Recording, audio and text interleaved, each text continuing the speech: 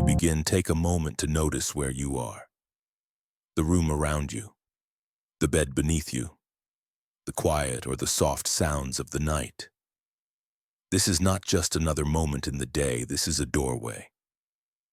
You have been moving all day long, from one task to the next, from one thought to another. Some of those thoughts have been kind, some have been hard on you, some have been loud. Maybe you answered messages, solved problems, held back tears, forced smiles, kept going even when you felt like stopping. Your body has carried you without complaint. Your mind has tried its best to protect you even when it did so by worrying, replaying, or criticizing. Now at last you have reached the edge of this day. You might still feel the echo of your day in your body, the heaviness in your shoulders, the tiredness in your eyes, the tightness in your chest or belly. Perhaps your head is still buzzing as if thoughts are small birds darting from branch to branch with nowhere to land. That is all right. Nothing has gone wrong. This is simply how a human heart feels at the end of a long stretch of being on for so many hours. You do not need to be any calmer than you are. You do not need to be any more spiritual or more peaceful or more ready than you feel. You can arrive exactly as you are. Tonight you are not here to perform. You are not here to improve yourself, achieve a goal, or prove anything to anyone. You are here for something much simpler and much deeper. You are here to rest. Rest is not laziness. Rest is not a reward you earn only when you have done enough. Rest is the soft ground that allows every living thing to go on. Even the strongest tree must stand through the quiet of the night. Even the brightest sun sinks below the horizon for half the day. Waves rise and crash and roar and then slide back into a long, slow hush. Your life, too, needs that hush. In the deepest part of you, there is a place that remembers this. A place that is tired of holding everything together. Tired of rethinking every word you said. Tired of planning every possible version of tomorrow. Tired of wearing the same masks. Tired of believing that if you just try a little harder, you will finally reach that point where you can rest without guilt. That place in you already knows the truth. There is no finish line where life suddenly becomes perfect and all struggle ends. There is only this moment, this breath, this chance to put down what you can, even if only for a little while. What you are about to hear is a long, gentle journey. It is built from quiet stories and simple images. Monks in kitchens, farmers in fields, students with brushes and ink, brothers in valleys, merchants on mountain roads, people who look nothing like you on the surface, yet carry the same inner questions you carry. Am I enough? What if I lose what I love? How do I live with change? How do I let go of what hurts? How do I stop comparing my path to theirs? How do I rest when there is still so much undone? These stories do not demand that you solve these questions tonight. They will not ask you to work harder. They will simply sit beside you and share the quiet wisdom they have gathered over many lifetimes of hearts just like yours. You do not have to listen sharply. You do not have to remember the details. You can let the words wash over you like water over stones. Sometimes you may follow every sentence. Sometimes you may drift away, then return to find the story has moved on without you. That is not a problem. That is part of the design. The stories are not here to test your memory. They are here to give your mind something soft to rest on, while your body slowly releases its grip on the day. If thoughts appear while you listen, thoughts about what happened earlier or what might happen tomorrow, you do not have to chase them away. Imagine them as leaves floating on the surface of a quiet pond. They come into view, they move across, they drift out again. You can see them without jumping into the water to push them away. Each time you notice you have followed a thought for a while, you can gently guide yourself back. Back to the sound of the voice. Back to the stories. Back to the simple feeling of your own breath. You might have tried many ways to fall asleep before. Counting, forcing your thoughts to stop, scolding yourself for still being awake. checking the time again and again. Tonight you are invited to try something different. Instead of fighting your wakefulness, you will learn to keep it company. Instead of ordering your mind to be quiet, you will give it something kind and calm to rest with. The stories you are about to hear are like lanterns hung along a dark path. They do not blind you. They do not rush you. They simply light the next small stretch of earth in front of your feet, and then the next, and then the next, until you find yourself walking more slowly, breathing more deeply, thinking more softly. As you listen, your body will begin to remember what it has always known. How to let the muscles loosen, how to let the breath deepen, how to allow the heart to beat without being squeezed by constant fear. You may feel yourself growing heavier on the bed, as if the mattress is gently rising to meet you, taking more and more of your weight.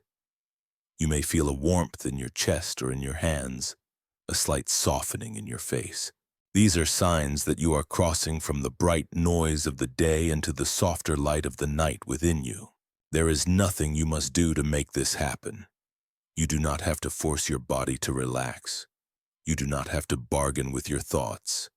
Your only task is to be here, in this moment, with this breath, and allow the stories to walk beside you.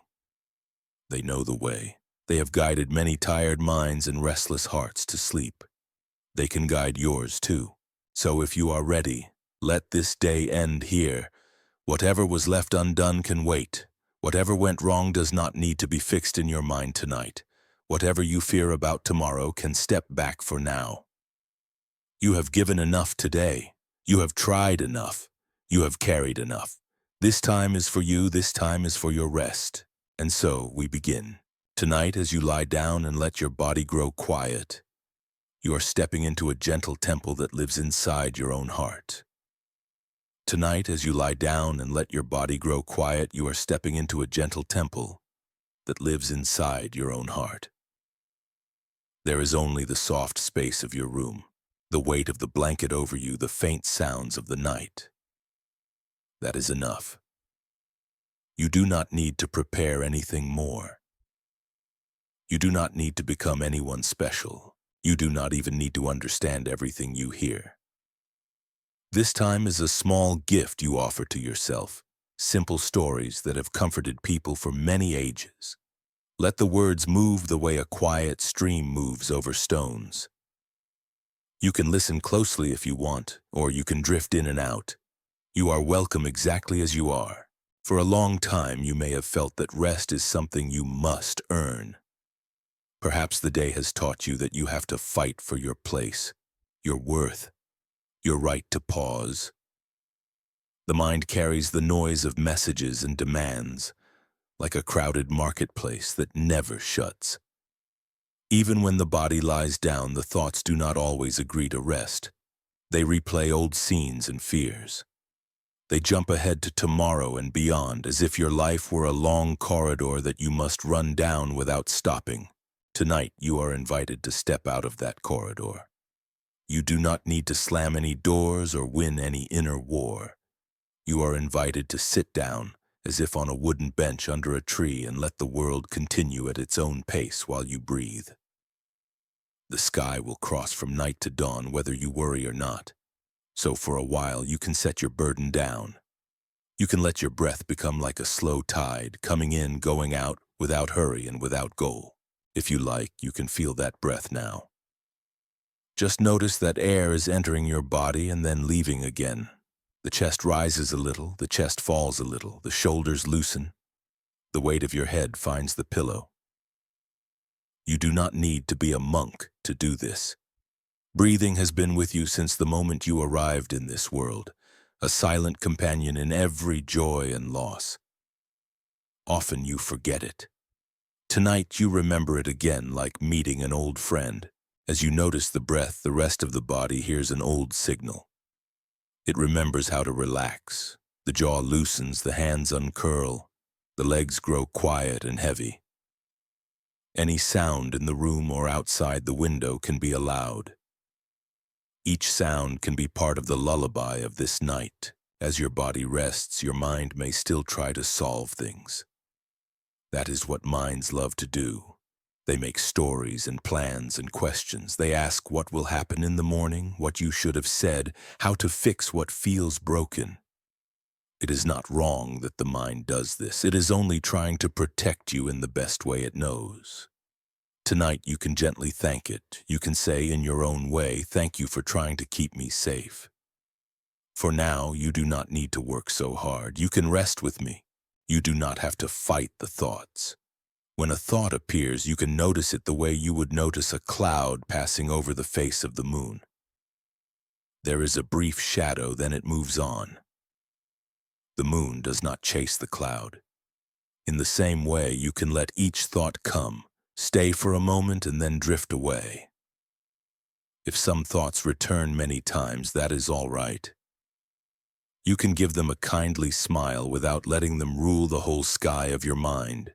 In this inner temple, we will sit with gentle teachings that have helped many hearts find rest. They are not strict rules. They are like lanterns hung along a dark path. Their light is calm, not harsh. They help you see what is already there. You will hear about how we hold on to things and how that holding can harden into pain. You will hear about our wish to control everything and how heavy that wish becomes. You will hear about the habit of comparing, of measuring your life against the lives of others, and how that steals the joy from the things already in your hands. None of these themes are here to judge you.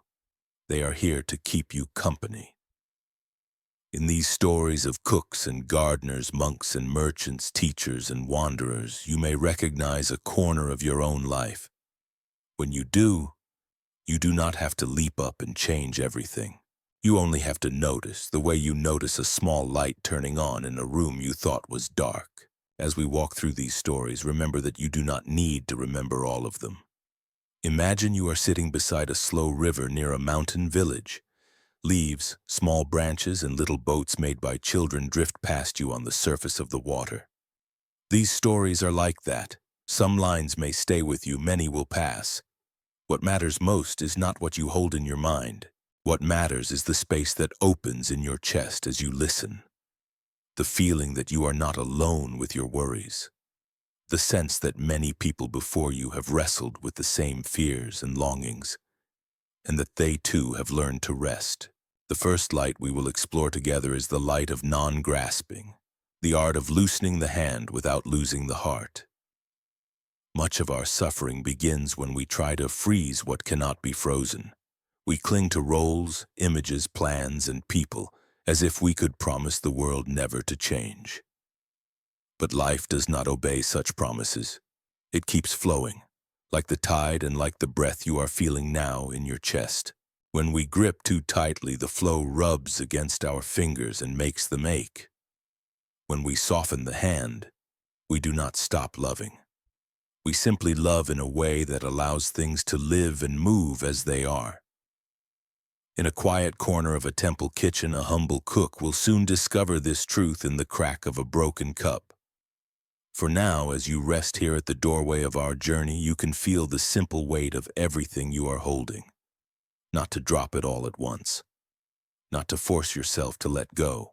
Only to feel the shape of it, the way you might feel the shape of a stone in your palm before you decide what to do with it. In the next part of our time together, we will step into that kitchen, hear the soft clatter of dishes, and watch how one small moment can teach a whole life about how to release without losing what matters most. Imagine now that you are walking down a narrow stone corridor inside an old monastery. The air is cool. The floor is worn smooth by countless feet. Somewhere far off, a wooden bell is struck. The sound rolls through the halls like a slow wave and then fades back into silence. You turn a corner and step into a warm, busy kitchen. Lanterns glow on the walls. Pots hang from hooks. Steam rises from large iron kettles. This is where the temple meals are prepared day after day for the monks who study, meditate, and work in the fields. In this kitchen lives a monk named Haru. He is the head cook, the one the others call Tenzo.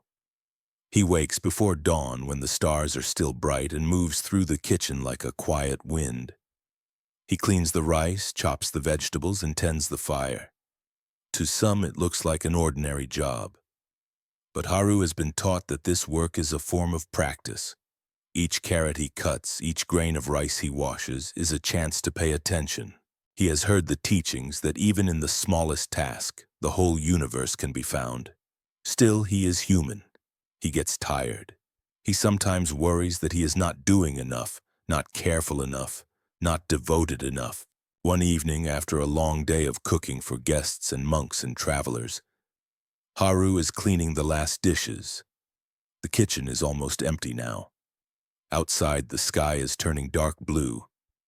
Only one young novice remains with him, a boy named Sora. Sora is still learning his way around the monastery. He is eager, but his hands are not always steady. As the two of them work side by side, Haru takes down a simple ceramic cup from the shelf. It is not fancy. There is no gold or paint on it, but it is his favorite cup. He has used it every morning for years. The curve of its handle fits his fingers in a way that feels just right, like a hand that knows your own. Haru sets the cup near the basin and turns to wipe the table. In that brief moment, Sora reaches for a heavy pot, misjudges the space, and bumps the shelf. There is a dry, sharp sound as the cup slips, falls, and strikes the edge of a stone tile. It breaks into 3 uneven pieces. The room goes very quiet. Sora freezes, eyes wide, face draining of color. His mind races. He thinks of punishment, of harsh words, of shame. He stares at the broken cup as if it were a crime lying on the floor. Haru turns back at the sound. For a heartbeat, his chest tightens. The cup he has held each dawn is no longer there. In that small space of time, a whole story rises inside him. The story says this should not have happened. That cup was mine. It was part of my mourning. It was part of my place in this temple. The story is hot and fast. It wants to blame. It wants to rewind the last few seconds and make them different. He feels the first spark of anger in his throat. He is tired. He has worked since before sunrise. He could let that tiredness spill out as harshness. But Haru has spent many years watching the mind.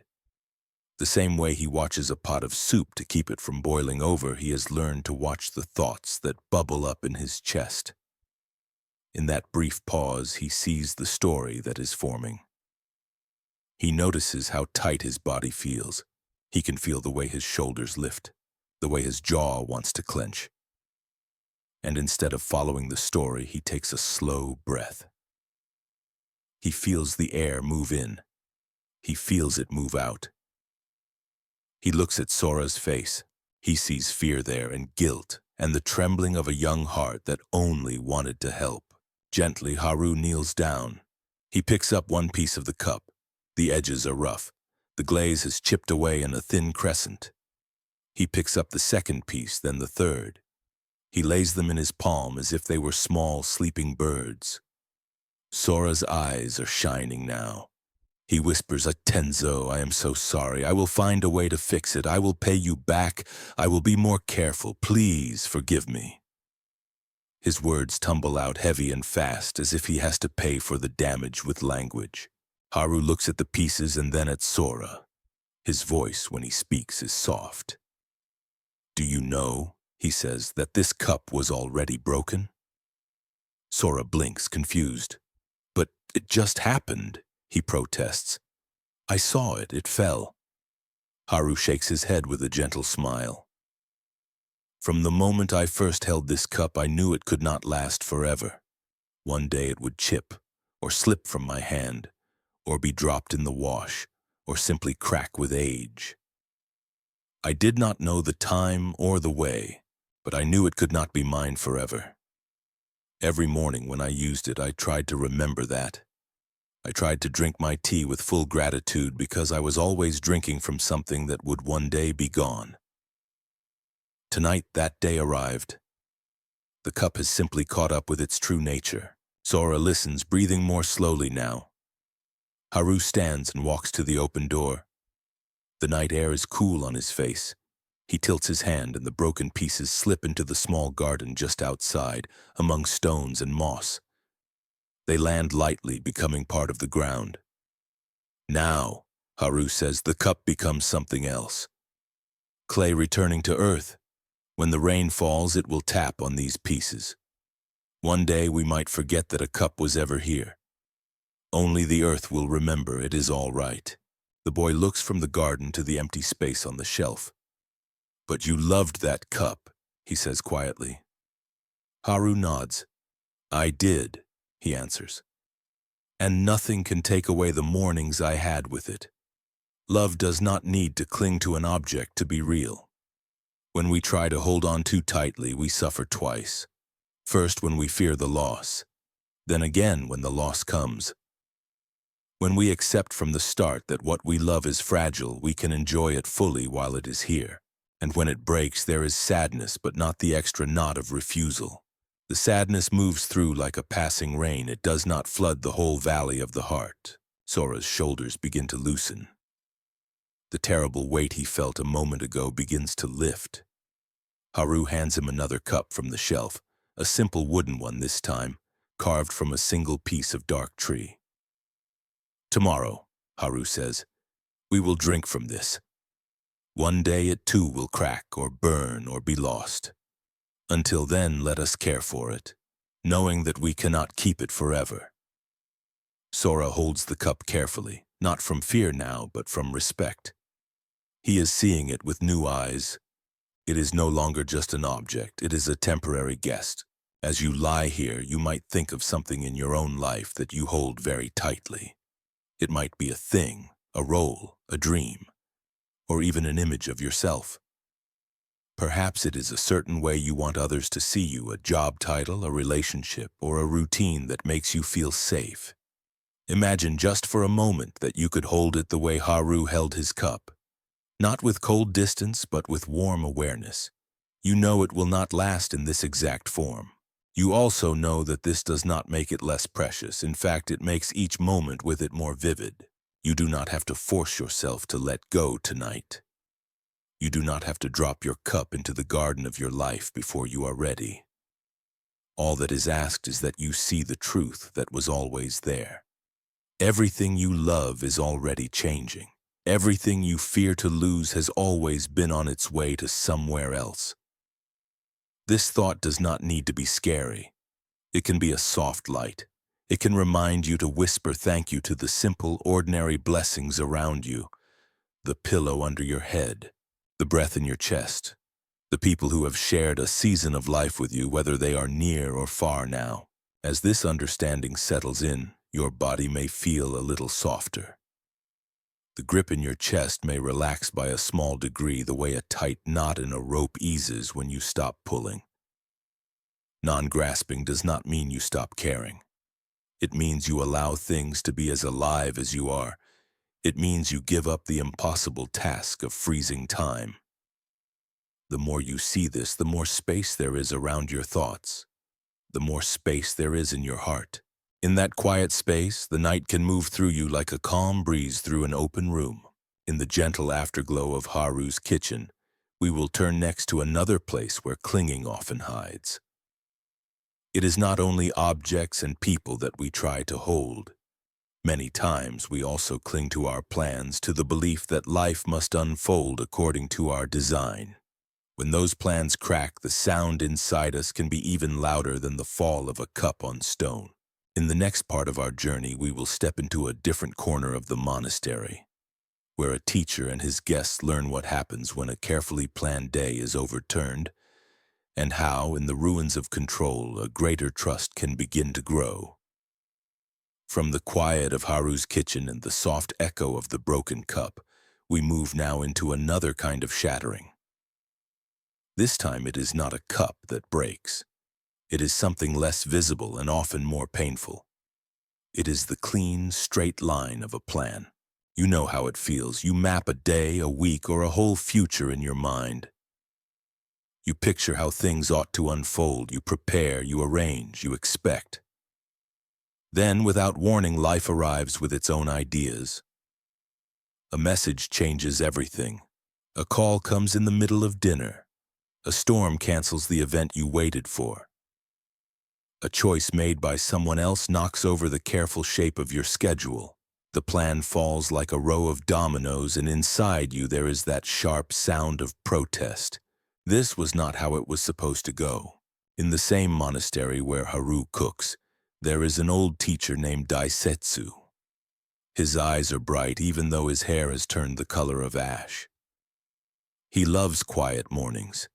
He loves to walk the garden paths before the sun rises high, tracing the same circle of stone and moss, greeting each pine and each lantern as if they were old friends.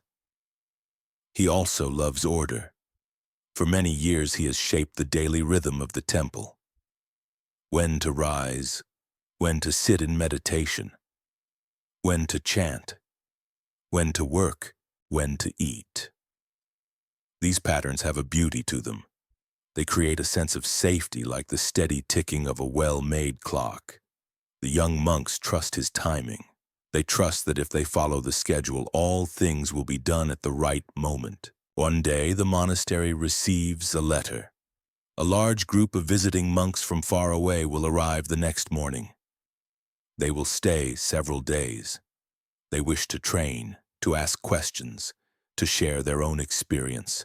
The message is respectful, but the timing is tight. The letter announces that the guests will come at sunrise. It is already late afternoon when the letter is delivered. Daisetsu reads it once, twice, and feels a ripple of tension move through his chest. The rooms are not prepared. The kitchen is planned for a quiet week. The meditation hall is arranged for the usual number of students. His mind begins to race ahead. Beds must be made, floors must be swept, extra rice must be washed. Time must be found in a schedule that already feels full. He calls the monks together and explains the situation. They bow and agree to help. Yet even as he speaks, the old teacher feels the urge to cling to his carefully arranged plans. There is a strict schedule printed on a board in the hallway. It shows exactly how the next days are supposed to go. Each block of time is already named. A part of him wants to defend this map. It whispers, "This is the right way. These guests are an interruption. They threaten our order. If we let them change our plan, everything will be chaos." That night, as the monks clean and prepare, Daisetsu walks alone by the outer wall.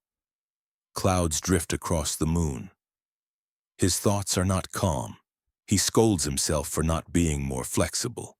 Then he scolds himself for being annoyed. A small war plays out in his mind. He remembers the broken cup in Haru's kitchen. He remembers how easily his old friend accepted the change in his morning routine. A cup lost, a new cup found. The essence of his practice never wavered. It was not bound to one object. Daisetsu wonders if he can meet this sudden change in the same way. But plans feel different from cups. Objects are meant to age and crumble. A well-formed plan feels like an extension of the self. It feels like proof of competence and control. When a plan is broken, the mind often believes that it is the planner who has failed. He stops under a pine tree and looks up at the sky. The clouds are moving slowly. The moon appears, disappears, appears again. The sky does not demand that the clouds move on schedule. It does not order them to part at 9 or gather at noon. The sky allows them to come and go according to causes and conditions far larger than any single wish. As he watches, something in him softens. He sees that his plan for the next few days is like a cloud. It formed from past choices, expectations, and hopes. Now new conditions have arrived. The wind of reality is blowing in a different direction. He can cling to the old shape and suffer. Or he can let the plan dissolve and respond afresh. When dawn comes, the guests arrive earlier than expected. They are tired from travel. Their robes are dusty. Some of them are older and walk with effort. Others are young and wide-eyed. The place is full of new faces and new voices. The neat quiet of the monastery is disturbed. Doors open and close. Luggage bumps along the hall. The kitchen fills with extra hands and extra needs. For a brief moment, the day feels like a bowl that is too small for the soup being poured into it. Everything might spill. The old story in Daisetsu's mind raises its head again. This is too much. This is not the plan. He stands at the entrance to the meditation hall and watches the scene. Then he does something simple. He breathes, the way Haru breathed when he heard the cup fall. He feels the floor under his feet. He hears the sounds without adding extra meaning. He remembers that the purpose of the monastery is not to defend a schedule. Its purpose is to welcome practice in whatever form it appears. Today, practice is appearing as change. Practice is appearing as a crowd of unexpected guests. The teacher bows to them. He bows not only with his body but with his mind. In that bow, he releases the tight grip on his plan. Once he releases that grip, something interesting happens. Solutions begin to appear. The monks improvise places to sleep. Mats are rolled out in rooms that are usually used for study. Simple meals are stretched to feed more mouths. Some tasks are delayed or reshaped. The day does not follow the printed board, but it holds a new kind of order. It is the order of living response, not rigid control. There is confusion, yes, and noise and a few small mistakes, but there is also laughter and shared effort. The visiting monks, sensing the flexibility and warmth of their hosts, feel truly welcome. They had feared they were imposing. Instead, they feel like water poured into a bowl that gladly shifts to hold them. That night, as the temple grows quiet and most of the guests sleep, Daisetsu sits alone in the garden. The moon is high now. The clouds have moved away. The air is cool on his face. He thinks back on the day.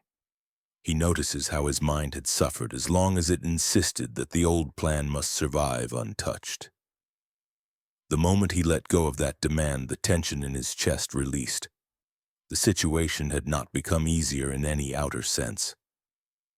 There was still much work.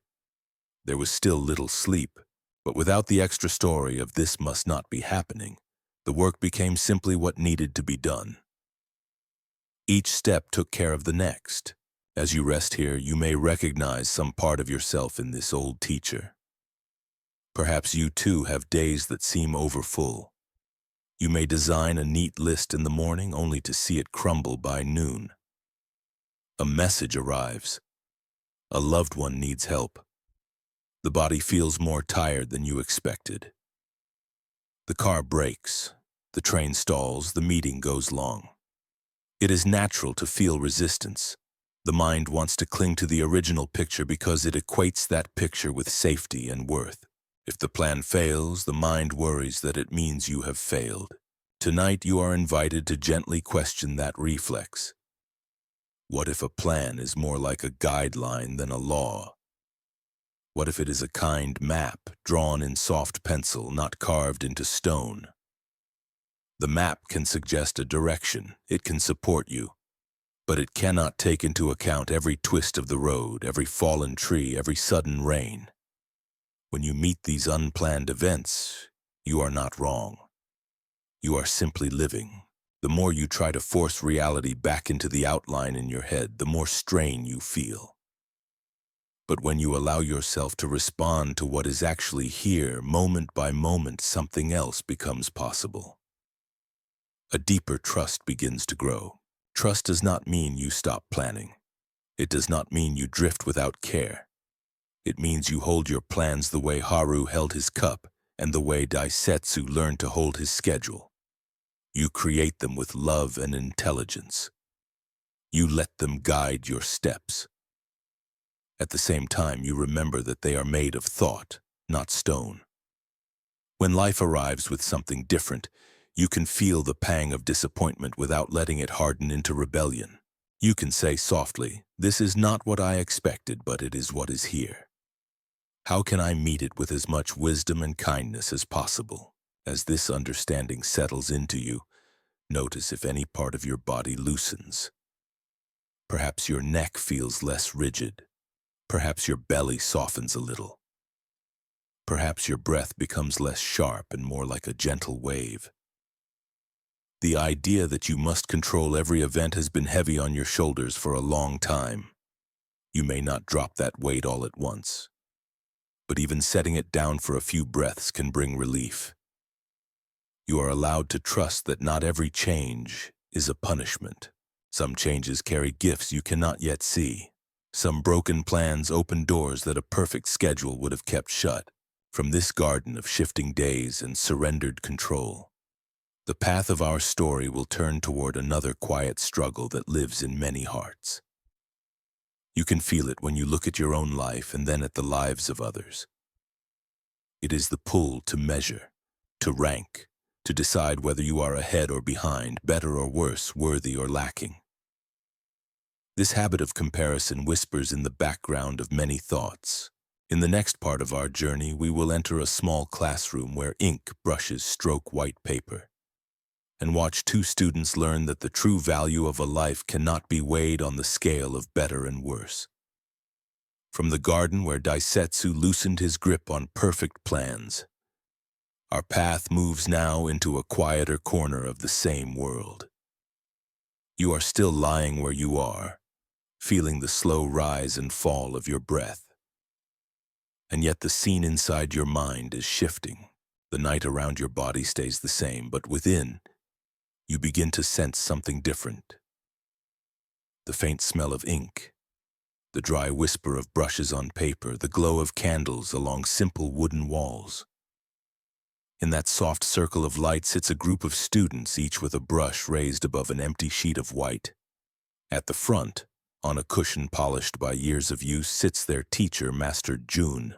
Master Jun is not famous. He lives simply, teaching the art of brush and ink to whoever appears at his door. He shows his students how to form characters, how to draw branches and stones, how to let the heart move the hand. Among them are two young people who share the same low table. One is named Ken. From the first day, his strokes are clear and steady. The characters he writes stand upright like calm pillars. The other is named Emi. Her hand trembles. Her lines wander and wobble. When she looks at her work, she mostly sees what is wrong. At the beginning, they are easy friends. They share the inkstone. They bow together when Master Jun enters. In the early weeks, they laugh at their own clumsy marks. Ken, even with his natural ease, makes smears and blots. Emi, even with her awkwardness, sometimes lands on a stroke that surprises her with its simple life. The room is full of small mistakes and small joys. No one is counting. The aim is simple: to meet the paper with attention and a sincere heart. Then visitors begin to come. They walk behind the students, peering at each sheet. When they reach Ken's work, they murmur with pleasure. "What a gift," they say. "His lines are so strong. He will go far." Ken pretends not to listen, but their praise wraps around him like a warm cloak. When they reach Emi's work, their tone shifts. Some offer quick, polite comments and move on. Others tilt their heads and suggest what she should fix. Their faces and voices tell a quieter story. She is behind, she is less. That story coils around her shoulders like a heavy rope. Slowly, the mind of comparison wakes up between them.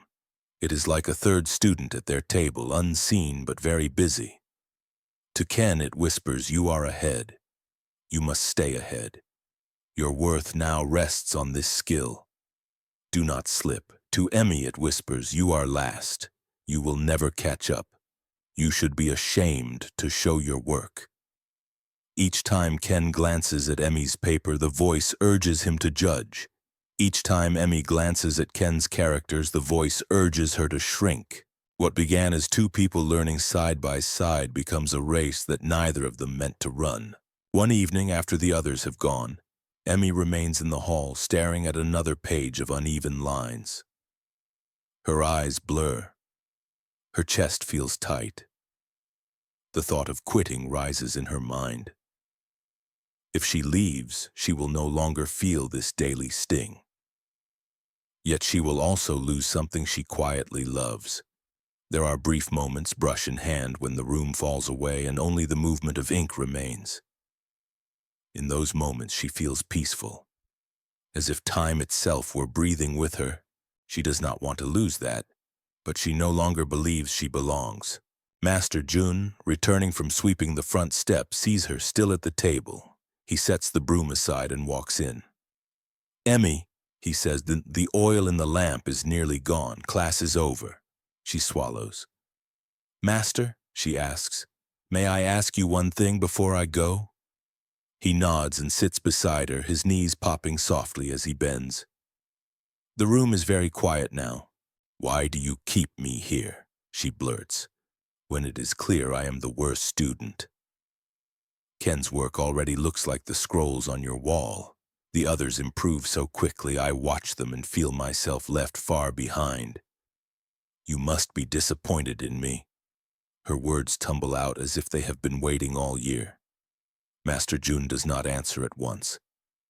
He looks at the pages in front of her, then lets his gaze soften. "Do you know what I see when I walk around this room?" he asks. Emmy wipes her eyes. "You see that Ken is the best and that I am the worst," she mutters. He smiles just a little. "I see many journeys," he says. "Some hands moved easily from the first day. Others wrestle with the brush as if it were a wild branch. I see one student learning to soften a grip that was too tight. I see another learning to breathe with each stroke instead of holding their breath. I see courage in every sheet because each page shows someone willing to meet themselves as they are." He taps gently on her work.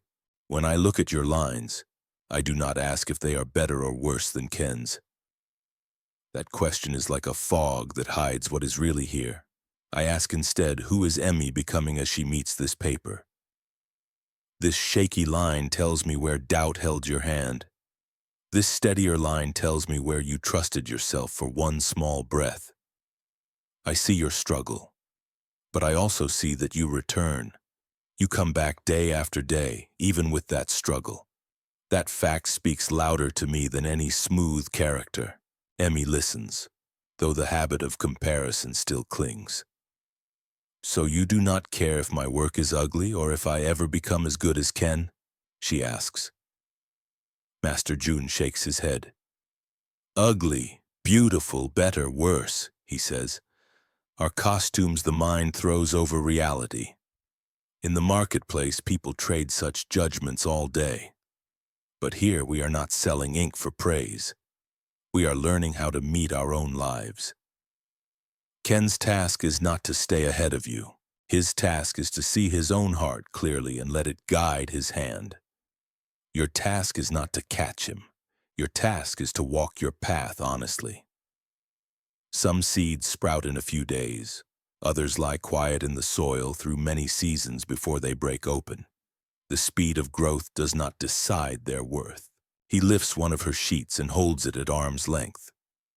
"When I see this," he says, "I do not see failure. I see a heart that has not given up. I see someone learning to stay even while feeling behind. That is a rare strength. If you continue, your lines may one day carry that strength in a way no one else's can." Slowly, Emmy's shoulders lower. The heavy rope of comparison has not vanished, but it has loosened a little. She bows to her teacher, gathers her pages, and steps out into the night air, feeling the cool darkness against her warm face. As you rest here, you may notice how often your own mind has tried to measure your life against the lives of others. You may compare careers, bodies, homes, families, or even moods. You may scroll through images of other people's days, seeing only what they choose to show, and feel yourself shrink. The habit of comparison tightens the chest and narrows the view. It whispers that your worth depends on winning a race no one agreed to run. Tonight, in this inner hall, you are allowed to step out of that race. For these moments, there is no ahead and no behind. There is only the fact that you are here, breathing. Your path has had its own storms and seasons, many of which no one else has seen. The lines you have drawn with your choices are not meant to match anyone else's. Your true work is to keep meeting your life as honestly as you can, one small stroke at a time. As this understanding settles, your body may soften in ways you barely notice. Perhaps your jaw unclenches. Perhaps your shoulders sink a little deeper. The mind of comparison may still whisper, but you do not have to obey it. You can hear it the way Master Jun heard Emmy's doubt, with patience and clarity. You can remember that your worth is not waiting at some distant finish line. It is present now, in the simple fact that you have reached this night, carrying all that you carry. From this room of ink and white paper, our journey will drift toward another hidden fire that many people carry without realizing how hot it burns. It is the quiet ember of resentment, the lingering ache of old hurts, the inner argument that never seems to end.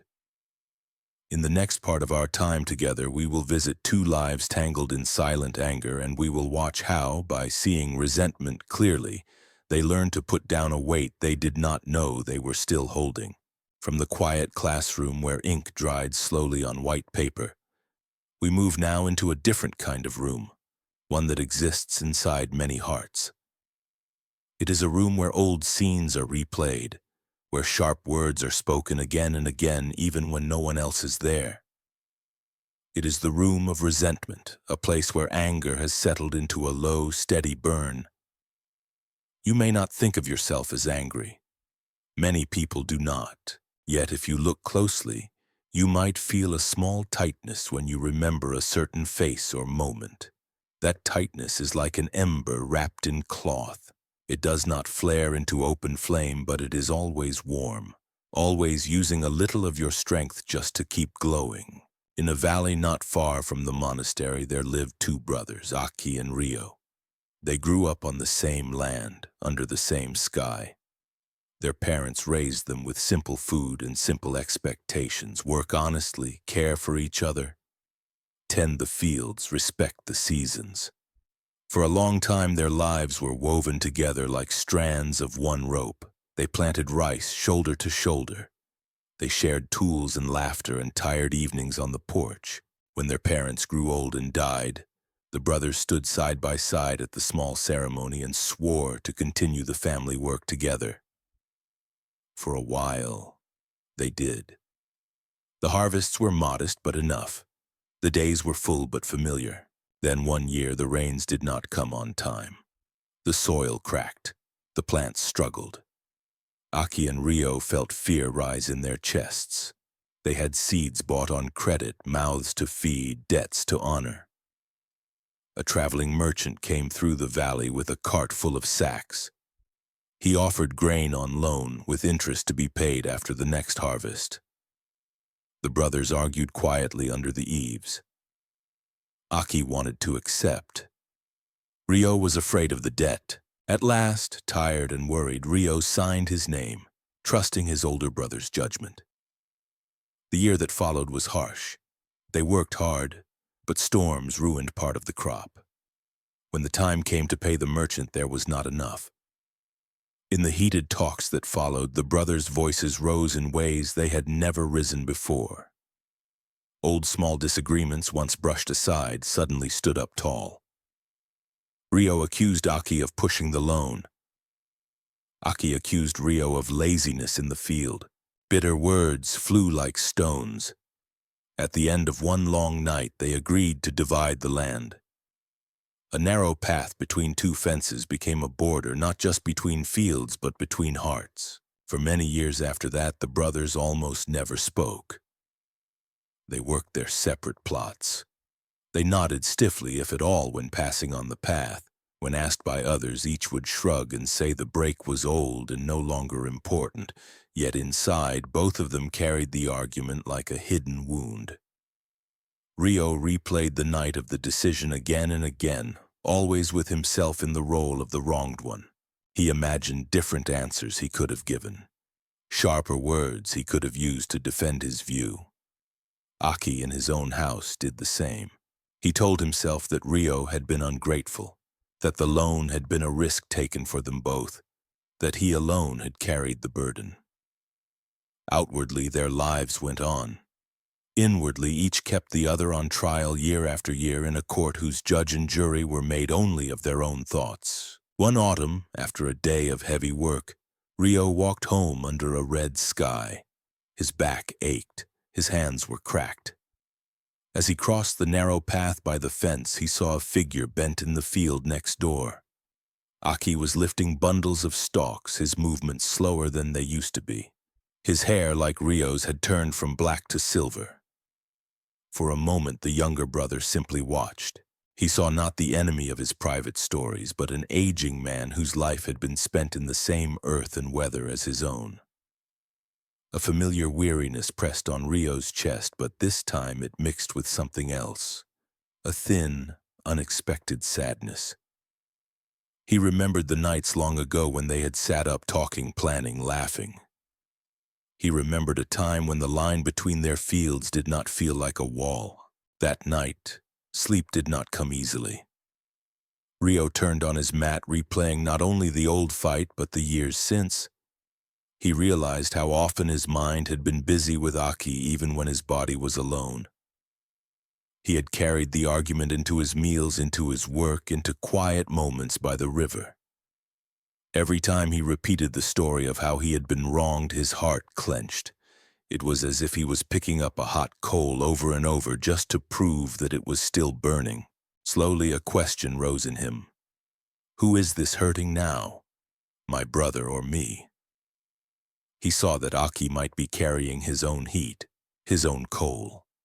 Or perhaps Aki had let it cool and move on. Either way, Rio's own hand was clearly burned, and it was his own fingers that refused to open. The next morning, with dark circles under his eyes, Rio walked the path between their fields. His heart pounded as if he were facing a storm. Aki was there again, tying bundles.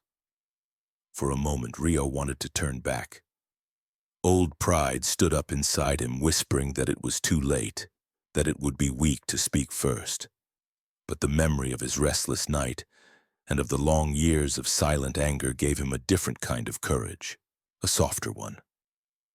He stepped to the fence and cleared his throat. Aki, he called quietly. The older brother straightened, surprised. It had been so long since he had heard his name spoken by that voice.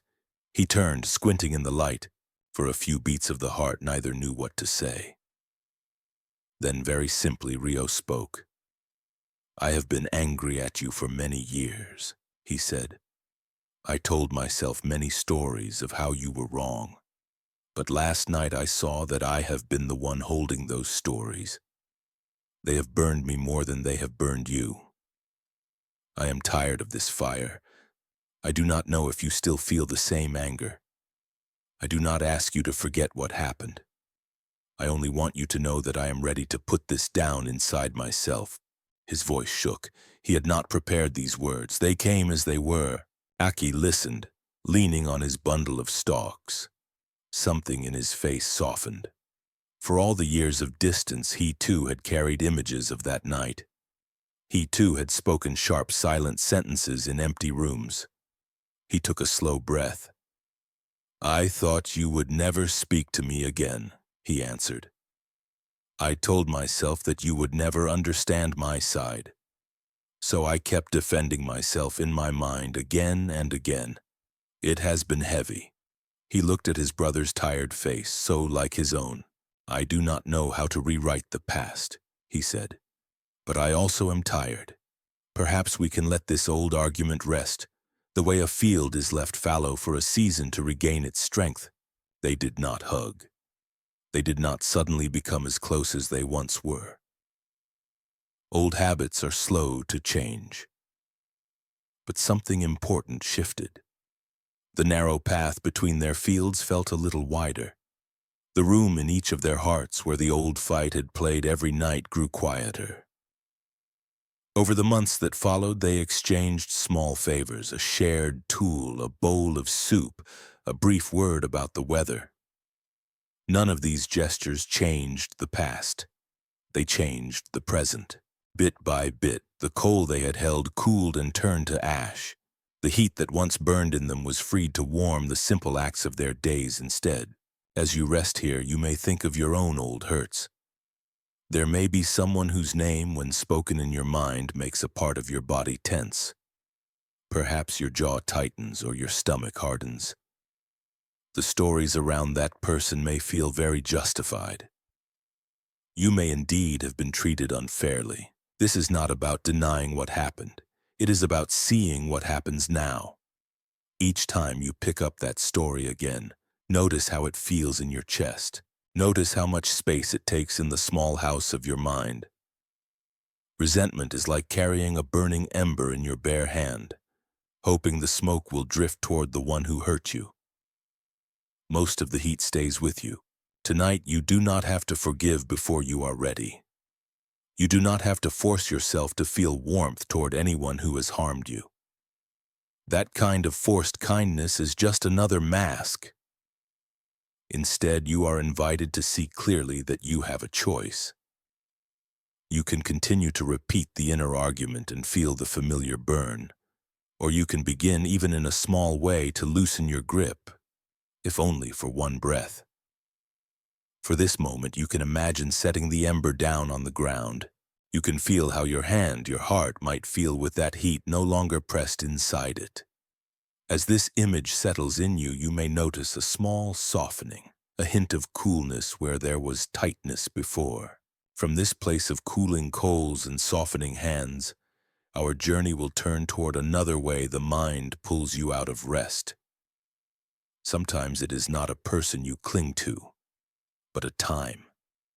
You may live in scenes that have already ended or in scenes that have not yet begun, replaying the past or rehearsing the future. In the next part of our time together, we will walk beside someone whose body lives in the present while his mind races ahead through endless what-ifs. And we will see how gently returning to this breath, this step, this night can begin to free him, and perhaps you as well, from the endless tug of tomorrow. From the cooling embers in the hearts of Aki and Rio, we step now onto a dirt road that stretches out beneath a wide sky. As you lie where you are, the weight of your body held by the bed, you can picture this road as if you were walking along it yourself. Dust rises in small clouds around your feet. The air smells of soil and leaves. Birds call from the trees. Yet the man we are about to meet hardly notices any of this. His name is Jiro, and though his body lives here with each step and each breath, his mind is almost always somewhere else. Jiro is a farmer like his father and grandfather. His fields lie at the edge of the valley where the land slopes gently toward the river. In the morning he wakes before the sun, drinks a quick bowl of tea and walks out to check the plants. He bends, he lifts, he pulls, he carries. His hands are strong and stained. From the outside, it looks like a life firmly rooted in the present. Soil under the nails, sweat on the brow, seeds in the hand. But inside, another world is always playing. As he stoops to plant a seed, his mind whispers, "What if the rain fails again?" As he tightens a fence, his thoughts jump ahead to the price of grain next year. When a cloud passes over the sun, he does not simply feel the coolness on his skin. He imagines storms, floods, ruined crops. Even on quiet days when the weather is kind and the plants are growing well, his mind runs ahead of him. Walking home, he rarely sees the soft light on the river or the way the mountains glow at dusk. Instead, he pictures himself old and poor, losing the land, becoming a burden to his family. In the middle of a meal, as his child laughs and spills rice, he is not hearing the laughter. He is hearing an inner voice listing all the things that could go wrong tomorrow and the next day and the next. His body sits at the table. His heart sits in a courtroom where the future is always on trial. One evening, after a long day of working and worrying, Jiro visits the village temple. He does not go there often. He feels he has no time for such things. But that day his chest feels especially tight, as if the rope of his thoughts has been pulled too hard.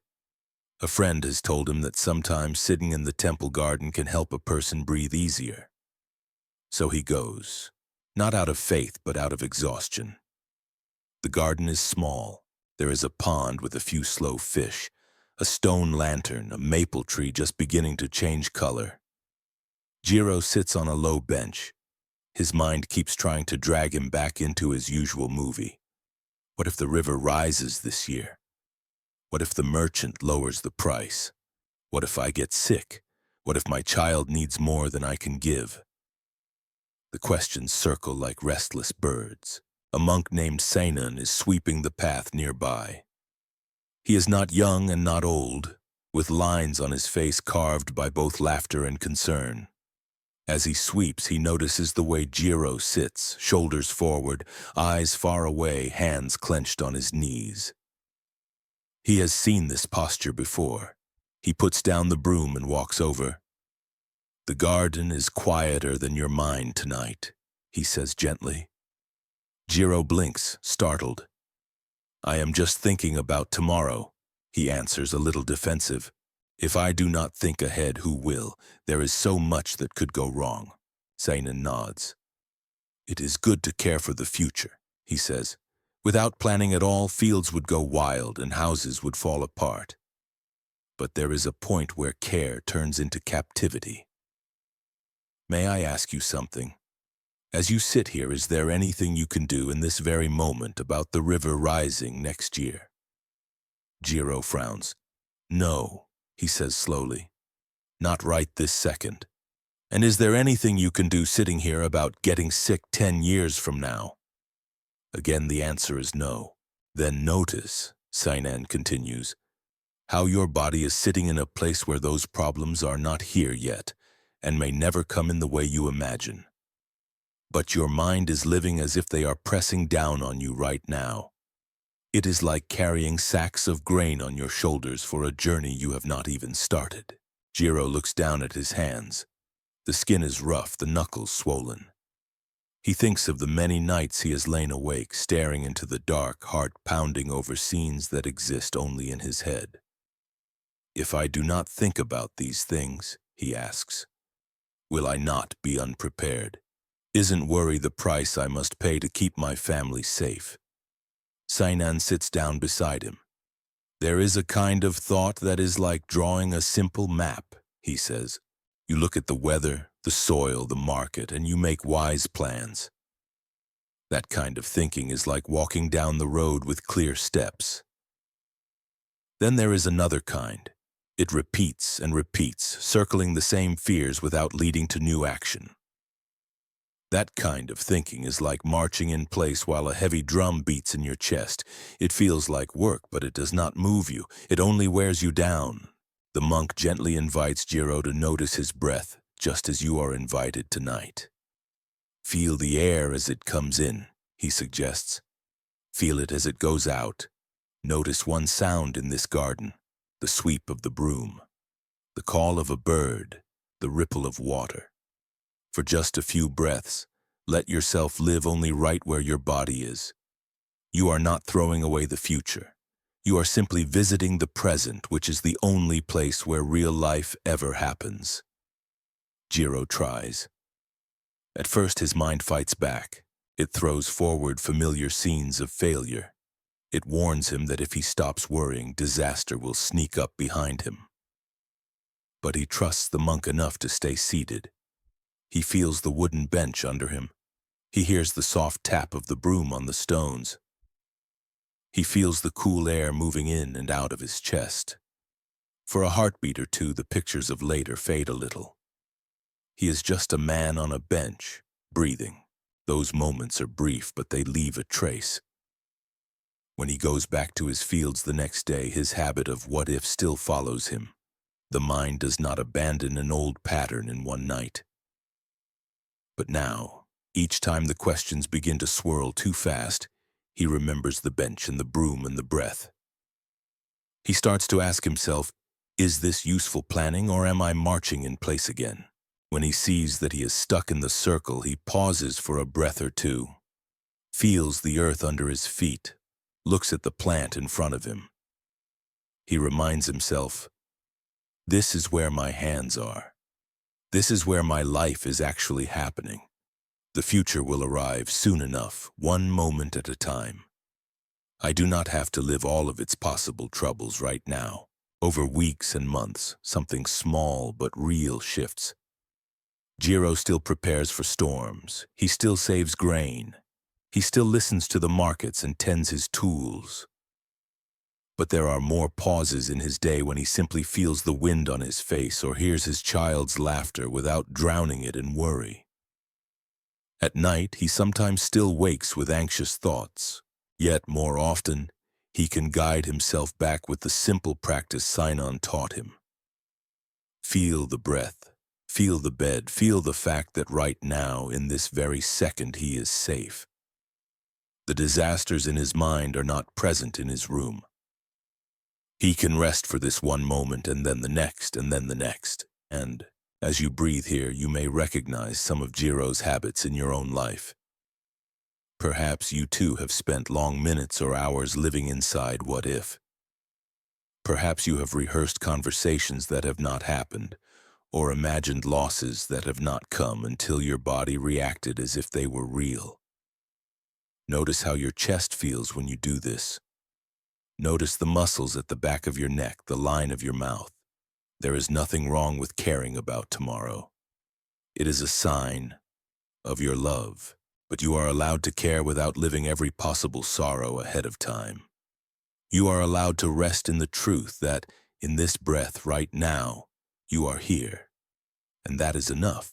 From this road of imagined futures, our journey will soon wander into another kind of time trap. Some hearts do not race ahead as Jiro's did. Instead, they live in rooms filled with echoes, returning again and again to scenes that have already ended. Regrets, old labels, and past failures can hold a person just as tightly as fear of what lies ahead. In the next part of our time together, we will meet someone whose body walks through present days while their mind is caught under the weight of what has already happened. And we will see how, step by gentle step, they learn to loosen the hold of yesterday and make space for the quiet gift of now. From the road where Jiro learned to return from the pull of tomorrow, our path turns now toward another kind of distance from life. This time, the mind is not racing into the future. Instead, it keeps walking back into rooms that no longer exist. As you rest here, your body lies on the bed and your breath moves in and out of this simple night. But inside, you may find yourself replaying old scenes. A voice from long ago, a choice you made, a door that closed. The past becomes like a house you visit every day, even though nothing new lives there. In a small town by the sea, there was a school with white walls and dusty windows. Children's voices filled its halls each morning. In one of the classrooms taught a woman named Aya.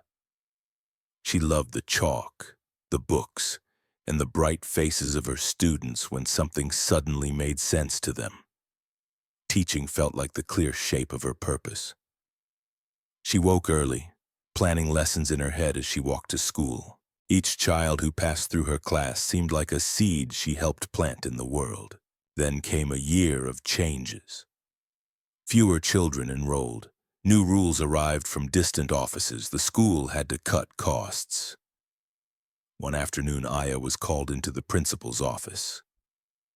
The words were polite, but the message was sharp. They were letting her go. It was not personal, they said, just numbers.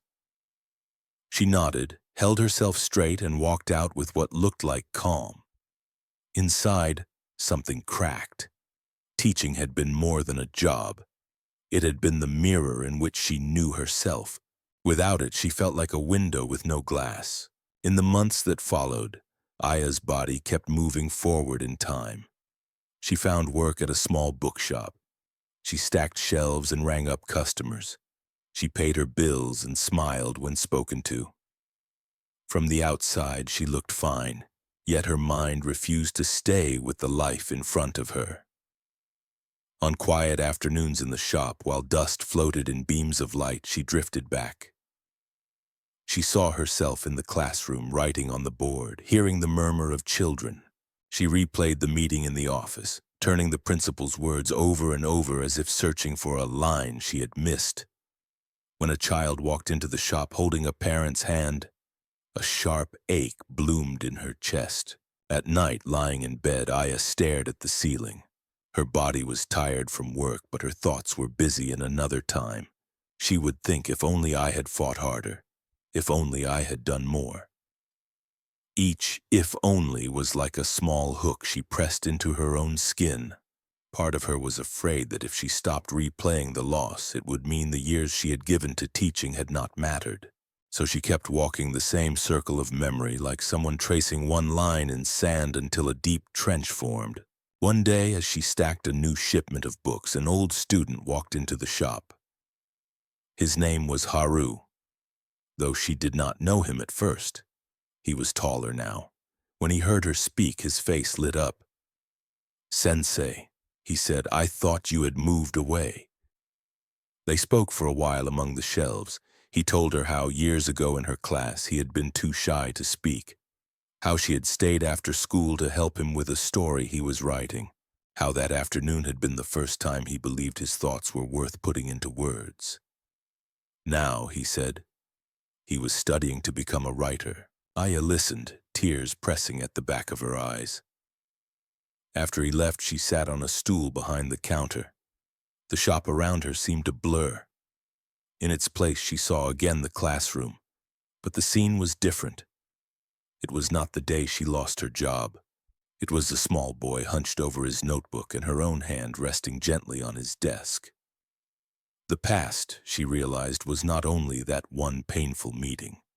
It also held countless quiet acts of care that could not be erased by a letter. Those moments lived on in the lives of her students in ways she might never see. That night, she lit a candle and took a sheet of paper. In its soft light, she wrote, "I was a teacher. That is true." Then she added, "I am also here now. My life did not end in that office." The words felt strange, like a new path through familiar woods. As she wrote, she noticed her breath. It was still moving, steady and quiet. She had been living as if the best part of her life were trapped behind her, like a bird in a closed room. Yet here she was, chest rising, heart beating, in a present moment she had barely been touching. In the weeks that followed, Aya did not suddenly stop thinking about the past. Memories still visited her, especially on slow, rainy days. But something changed in the way she met them.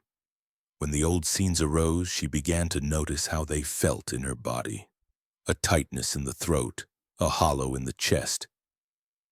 Instead of diving into the memory and staying there, she would place a hand over her heart and whisper, "This is an old echo. I am hearing it now, but it is not the whole story of my life." Then she would look around the shop and choose one real thing to rest her attention on. The pattern of light on the floor. The sound of pages turning. The face of the next person who walked through the door. In this way, the past slowly became one part of a larger sky, not the only view she could see. As you lie here, resting in this present night, you may feel the pull of your own rooms of yesterday. Perhaps there is a time you return to often, a mistake, a loss, a version of yourself you wish you could change. Notice how your body feels when you step into that room. Notice the echo in your chest. Then remember Aya sitting with a candle and a sheet of paper, widening her view of her own story. You do not have to deny the past or pretend it did not hurt. You are simply invited to see that you are more than that one chapter. You are here, breathing now, with new pages still turning, from this softer relationship with yesterday.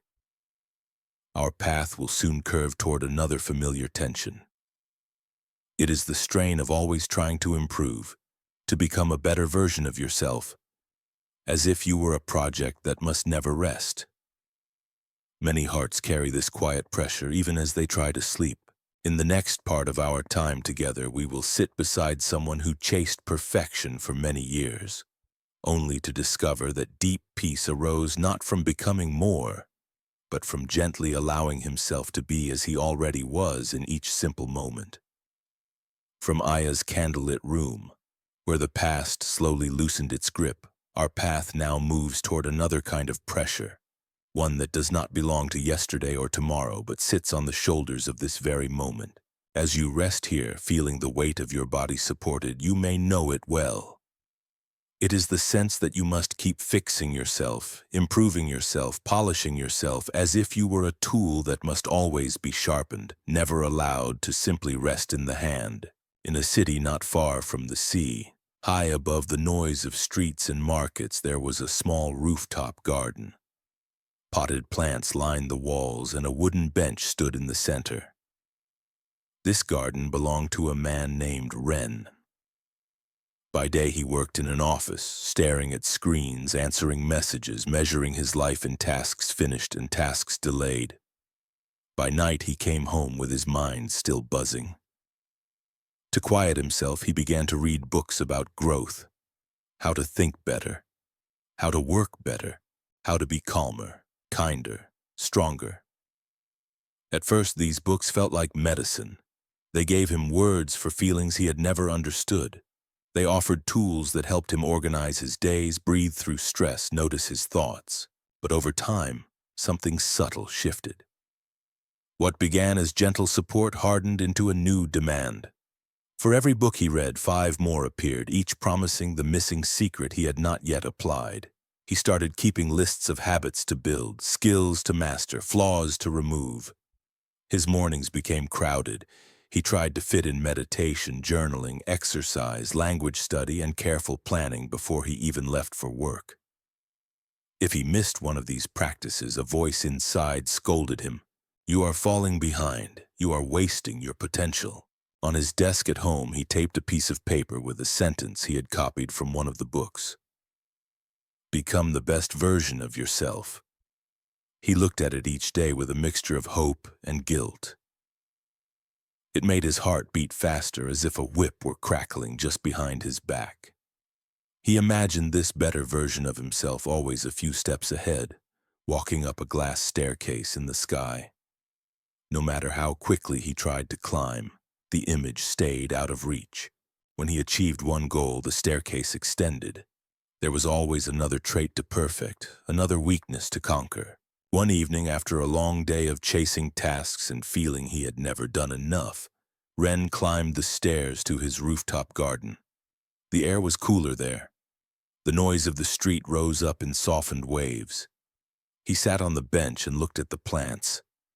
Some were thriving, leaves lush and bright. Others were small and thin with stems that bent. A few had browned at the edges. He frowned, realizing he had forgotten to water them properly for several days. His shoulders sagged. Even here, he thought, I am failing. A neighbor from the floor below stepped out onto the roof, carrying a small watering can. Her name was May. She had gray hair that fell in a loose braid down her back. She waved gently and moved toward her own cluster of plants in the corner. As she poured water into the soil, she hummed a quiet melody. Ren watched her for a moment, then blurted, "How do you keep up with everything? Your work, the house, this garden. I feel like I am always behind in my own life." May looked up, surprised by the sudden question. She set down the can and walked over to his bench. "Do you feel behind these plants too?" she asked, half smiling. He sighed. "I suppose I do. I read so much about how to use time well, how to be disciplined, how to grow. I try to do all the right practices, but it never feels like enough. There is always another method, another level. I tell myself it is good to improve. But the more I chase that better version of myself, the more tired I feel." She nodded and sat beside him. For a while, they both looked at the garden. "Do you see that small plant by the corner?" she said. "When I bought it, the tag said it would grow quickly. fill a space with flowers, but it has taken its time. Some weeks it seems to pause, doing nothing I can see. Then slowly a new leaf appears. The plant next to it shot up in half the time. If I measured them against each other, I might call one a success and the other a failure. But in truth, they are each just doing what they can, given their roots, their soil, their history before they came here. My job is not to yell at them to hurry. My job is to water, to offer light, to remove the weeds that block them, and then to watch. They will not become oak trees. They will not become roses. They will become only themselves. Ren listened, feeling the words settle in him. "But I am not a plant," he protested softly. "I can choose. I can set goals and work hard. If I do not push myself, how will I ever change? I do not want to stay stuck as I am." May looked at him kindly. "There is a big difference," she said, "between caring for your growth and believing that you are never enough. When you tend a plant, you do not insult it all day. You do not say, 'You are so small, you are so slow, you disappoint me.' If you did, you would only sour your own heart. Yet many people speak to themselves in exactly that way, in the name of improvement. Their inner voice is always demanding more. No matter how far they climb, the top of the ladder moves higher. That constant strain does not come from true care, it comes from fear." She turned one of the pots slightly so a leaf could catch more light. "What if," she continued, "you experimented for a while with a different view? What if you imagine that in this very moment you are already a complete human being? Not a finished statue, but a living creature capable of learning and resting, changing and pausing, making mistakes and healing.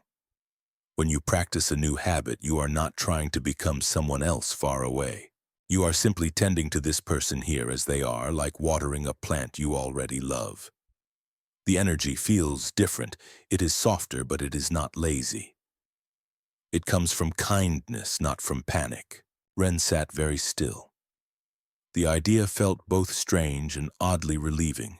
He thought of all the mornings he had rushed through his routines, not out of joy, but out of fear of falling behind an invisible standard.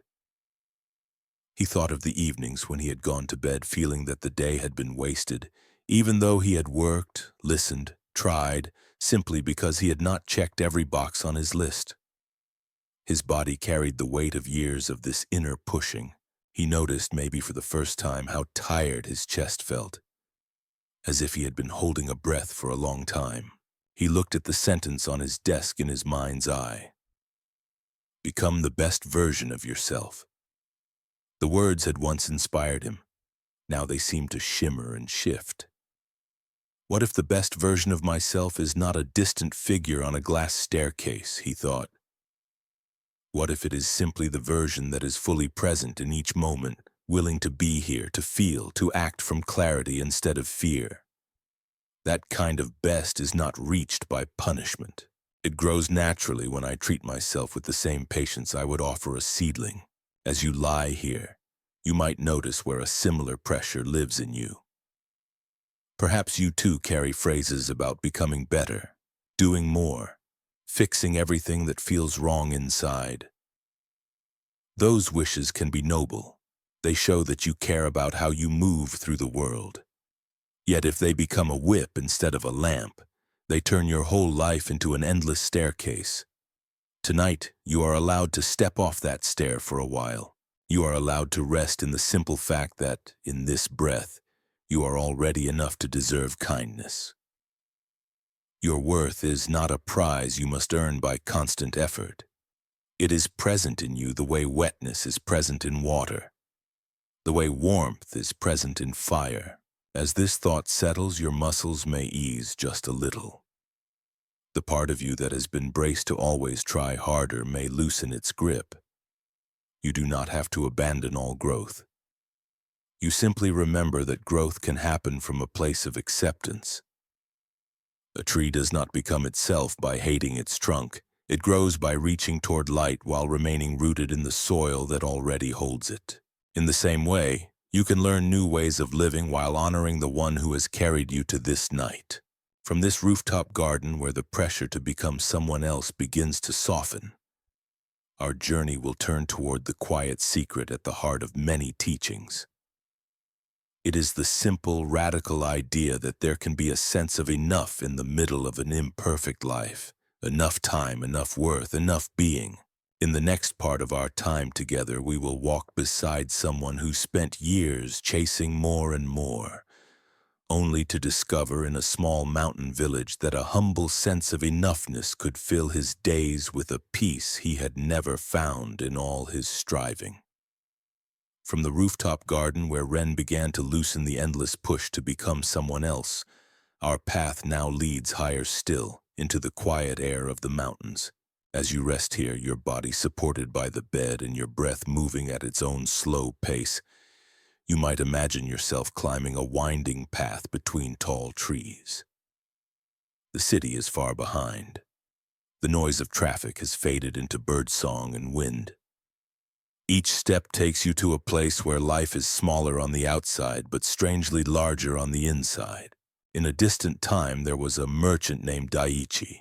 He lived in a busy port town where ships came and went carrying silk, grain, spices, and stories from far away. His house was wide and well built. His storerooms were full. He wore robes of fine cloth and ate food from distant lands. People in the town spoke his name with respect.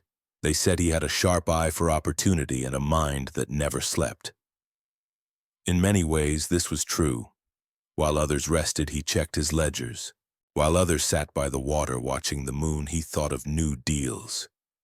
His wealth grew like a river during a long rainy season, always rising, always spreading. Yet Daiichi's heart was rarely at ease. Every gain seemed to open the door to a new fear. When a trade went well, he enjoyed the feeling for a moment, then worried about losing what he had just gained. When someone else in town made a large profit, he felt a small twist of envy, even if he himself was already rich. The more he owned, the more fragile everything seemed. He began to feel like a man carrying many delicate jars on a narrow bridge. One wrong step, one strong wind, and everything could shatter. At night he lay awake, listening for thieves, storms, accidents. His mind measured his life in more and not yet enough. Enough was a horizon that always moved away as he walked toward it. One year, exhausted by his own thoughts, Daiichi decided to leave the town for a short time. A friend had told him of a small village high in the mountains where the air was clear and the pace of life slow. The merchant imagined that a change of scene might help him rest, and he was curious to see how people lived with so little. He packed a small bag with simple clothes and a purse of coins and set out on the mountain road. With each turn, the sea faded behind him and the trees grew taller. The path narrowed. There were no shops, no market cries, only the sound of his own steps and the rustle of wind in the leaves. At last he reached the village. It was a cluster of wooden houses built around a clear stream. Children played near the water. Chickens wandered between the homes. Fields of vegetables and grain stretched just beyond. He found an inn, though it was less an inn, and more a family house with one extra room. The couple who owned it welcomed him with simple bows and warm tea. Their clothes were plain. Their furniture was rough. Yet their faces carried an ease he could not remember feeling in his own life. That evening, after a meal of rice, vegetables, and miso soup, Daiichi sat outside on a low stool. The sky above the mountains turned from gold to deep blue. Stars began to appear.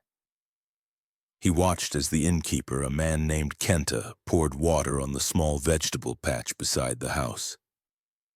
Kenta hummed under his breath, his movements unhurried.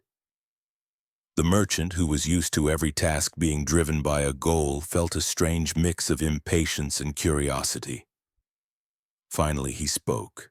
You work hard, Daiichi said, but your fields are small. Your house is modest. Have you never wished for more? More land, more goods to sell, more comfort for your old age. Kenta paused, letting the water soak the soil. He looked up at the sky as if considering the question. then turned to his guest with a soft smile. "When I was young," he answered, "I used to dream of a bigger house and a larger harvest. I thought that if I could fill my storeroom, my heart would also feel full. Then one year a storm came early. The wind tore at the roof, the rain washed away part of my crop. I was afraid we would not have enough to eat. Neighbors shared with us. We ate smaller portions. Somehow we passed through that hunger. I learned that even when my storeroom was not full, the bowl in front of me could be enough for that one meal. The laughter of my children could be enough joy for that one evening. My wife's hand on mine could be enough warmth for that one night. Slowly I began to taste the difference between full and enough." Daichi frowned slightly. "But what if next year is worse?" he asked. "What if illness comes, or a greater storm, or a fire? Is it not wise to seek more, to protect yourself?" Kenta nodded. "We store what we can," he said. "We mend our roof. We save seeds. We do not close our eyes. But there is a place inside where no amount of storing can make us safe. I have seen men with large barns pace at night, consumed by fear of losing what they have. And I have seen old women with only a small jar of rice sleep peacefully because they have learned to meet each day as it comes, trusting that they will find enough to carry them through that day. Preparing for tomorrow is a skill. Knowing what is enough in this moment is a wisdom. Without that wisdom, the skill only creates bigger barns for your worries to live in." The words unsettled the merchant. He had spent his life building ever larger barns, both in his business and in his mind. The idea that he might already have passed enough many times without recognizing it made something in his chest ache. He looked around at the simple village, the small houses, the worn clothes. "Do you never feel poor?" he asked quietly. Kenta glanced at the lantern light shining from his doorway, at the shape of his wife moving inside, at the sound of his children laughing in the next room. "Sometimes I worry," he admitted. "Sometimes I wish for a bit more when the winter is long. I am not above such thoughts, but most nights when I look at their faces, when I feel the strength in my body after a day of honest work, when I taste warm soup, I find that my heart says, 'This is enough for today. Tomorrow will ask its own questions. I will answer them when they come.'" That night, lying on a thin mat in the small guest room, Daichi stared up at the wooden beams. The bed was much harder than the one at home. The blanket was rough, yet he felt a strange lightness. He thought of his wide house in the port town, of his storerooms lined with goods, of the restless pacing he did between them. He remembered Kenta's quiet voice saying, "Bigger barns for your worries." He wondered when he had last looked at his own life and felt a simple, quiet sense of enough without immediately reaching for more. He could not remember. The word enough in his world had always meant almost there, but not quite. It had never meant full in a gentle, satisfied way. In the days that followed, he walked the village paths. He saw how people shared tools and food. He listened to the stream at night. He watched how the villagers celebrated a small harvest with sincere gratitude, even if the grain did not pile high. There was no pretending that life was easy. Some winters were hard. Some years brought illness.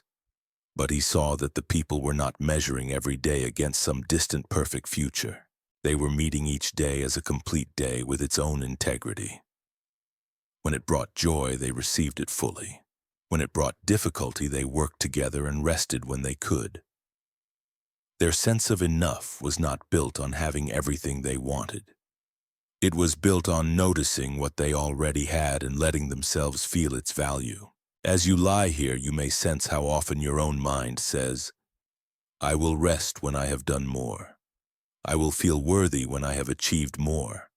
I will allow myself to relax when I have fixed more." The ladder of more can reach into every corner of life. More tasks finished, more messages answered, more money, more praise, more proof that you are allowed to be at ease. Enough becomes a door that always stays one step ahead of you. Tonight you are invited to experiment with a different taste. For this one breath right now, you might ask, if I do not measure myself against yesterday or tomorrow, if I simply feel the bed under me, the air in my lungs, is there a small sense, however faint, that this moment contains enough to let go a little? You do not have to declare that your entire life is perfect. You do not have to deny your needs or dreams. You are simply touching the possibility that you do not need to postpone all rest until some future version of yourself earns it. The breath you are taking now is complete. It does not need to be better to keep you alive. The night that holds you now is already doing its work, carrying the world from one day to the next. You are allowed to be carried with it, as this sense of enoughness, even the smallest seed of it, settles in your chest. The endless hunger that drives you may soften by one tiny degree. That softening is already a kind of wealth. From this mountain village where a merchant began to learn the quiet taste of enough, our journey will move toward its final stretch. We have walked through many rooms together, the kitchen where a cup broke, the hall where plans fell apart, the classroom, the valley, the temple bench, the bookshop, the rooftop garden, this simple village.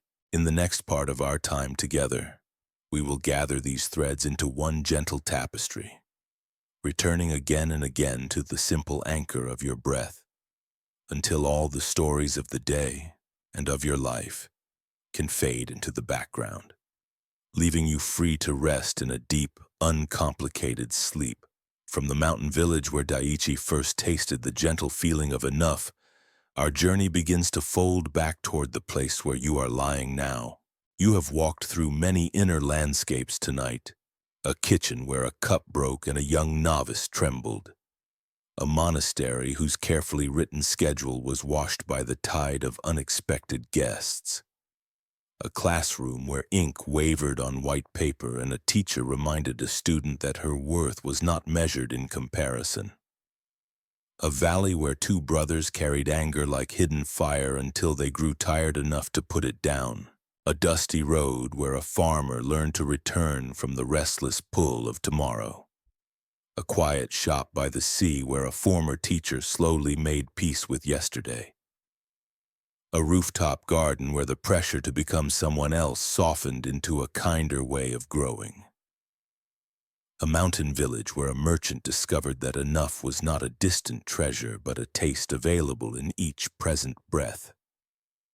All these places live now as soft impressions in you, like footprints fading slowly in sand at dusk.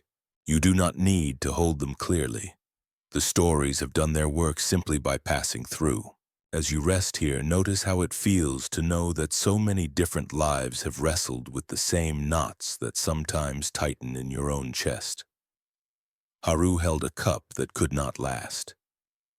Daisetsu clung to a schedule that could not stand unchanged. Emi believed that her shaky lines made her less than Ken. Aki and Ryo clung to an old argument long after the words had faded from the air. Jiro marched in place inside the cage of what if.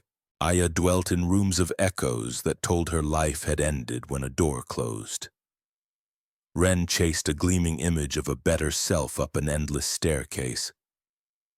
Daiichi grew rich in coins while staying poor in ease. None of them were foolish or weak. They were simply human, like you. They loved, they feared, they tried, they stumbled. And in each of their stories there came a moment when something softened, when the grip they held on a belief or a plan or a wound loosened just enough for a breath of new air to enter. You may notice that this softening did not come through force. Haru did not order himself to be calm when the cup shattered. He simply remembered in a brief, simple breath that the cup had always been on its way to the ground in its own time and form. Daisetsu did not crush his frustration. He stood under the night sky and let the moving clouds teach him that plans are like shifting shapes in the wind. Emi did not erase her comparisons in one stroke. She let her teacher's gentle words sit beside them like a lamp placed in a corner of a dim room. Aki and Ryo did not rewrite the past. They spoke simple, honest sentences to each other and allowed their hands to open. Jiro did not stop caring about the future. He learned to notice the difference between useful steps and exhausting circles, and to rest for a moment on a bench when the circles grew too tight. Aya did not pretend that losing her job had not hurt. She widened her story to include the lives she had touched, and the life still unfolding in front of her. Ren did not throw away his wish to grow. He learned to tend himself like a plant already worth watering. Daiichi did not give up all he owned. He allowed a small mountain garden and a villager's quiet voice to reveal that his heart had been chasing more while unable to taste enough. In each case, the shift began not with a dramatic leap, but with a simple act of noticing. A breath felt all the way in. A sound heard without adding a story. A face seen clearly instead of through the fog of resentment or fear.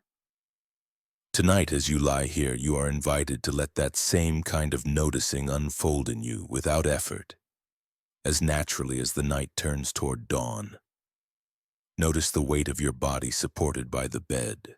Feel the way your back, your hips, your shoulders, your head are all held. You are not falling. There is nothing you need to hold up right now. For these moments, the world can take care of itself without your mind having to stand guard at every door. If a thought arises, you can see it the way we saw clouds move across the sky above the monastery garden. Here is a thought about something that already happened. It appears, lingers, and then, if you do not chase it, it moves on. Here is a thought about something that might happen later. It too appears and fades like a leaf drifting past on Jiro's river. Here's a thought about who you should be, what you should achieve, where you should be by now in some invisible race. You can notice that thought as if it were just another passerby on the busy streets of Daiichi's port town, bowing to it politely without inviting it in to sit all night. You are not required to follow every visitor that knocks on the door of your mind. As your attention returns again and again to the simple feeling of breathing, you may sense a layer beneath all these stories. Beneath attachment and release, beneath control and surrender, beneath comparison and kindness, beneath resentment and forgiveness, beneath worry and trust, beneath regret and acceptance, beneath striving and compassion, beneath hunger and enoughness, there is a quiet field. This field does not belong to yesterday or tomorrow. It does not measure you. It does not demand that you prove anything. It is present in the space between one breath and the next, in the pause when you exhale and have not yet drawn in new air. It is present in the moment when a story ends and before another begins. This field is simple being, the bare fact that you are here alive in this body, in this night, in this breath. You have touched that field many times without noticing. When you watched a sky full of stars and forgot yourself for a few seconds. When you listened to a piece of music and felt your whole mind rest inside a single note. When you held someone's hand and there were no words, only warmth. When you woke in the middle of the night and for a tiny moment did not remember your name, your tasks, your troubles, only the soft dark and the feeling of being. This field is not somewhere you have to travel to. It is not reserved for monks or saints. It is as close as the feeling of your chest rising and falling under your own hand. If you like, you can place one hand lightly on your heart now, or simply imagine that you are doing so. Feel the movement there. This beating has carried you through every story of your life, through every joy and every sorrow. It has been with you in every kitchen, every office, every field, every classroom, every garden you have known. It has never demanded that you be better before it agrees to beat. It has never asked whether you were successful enough, kind enough, strong enough. It has only kept saying yes to your existence again and again with each quiet thud. You are allowed, for this time, to join that same yes. As you breathe, you might softly say to yourself in whatever words feel gentle and true, I am here. This is enough for now. Or perhaps I can rest. The stories of the day can stand outside for a while. The characters in your own life, the many inner voices, the tasks waiting for you, can all step back. They do not vanish forever. They simply grow quieter, fading toward the edges of your awareness, like scenes dimming on a distant stage as the lanterns are lowered. What remains at the center is this simple, soft presence, this warm body, this slow exchange of air between you and the world. If sleep comes soon, you can let it take you the way the river takes a leaf without struggle. You do not need to watch for it or chase it. It arrives when it arrives in its own rhythm. If sleep takes its time, that too is all right. You are still resting, even while awake, each breath a small bow toward the quiet field beneath your thoughts. You can always return there now or on any night. The kitchen, the garden, the valley, the village, all the places we have visited will still be here inside you as gentle reminders, but you do not need to revisit them one by one. Their shared message is simple.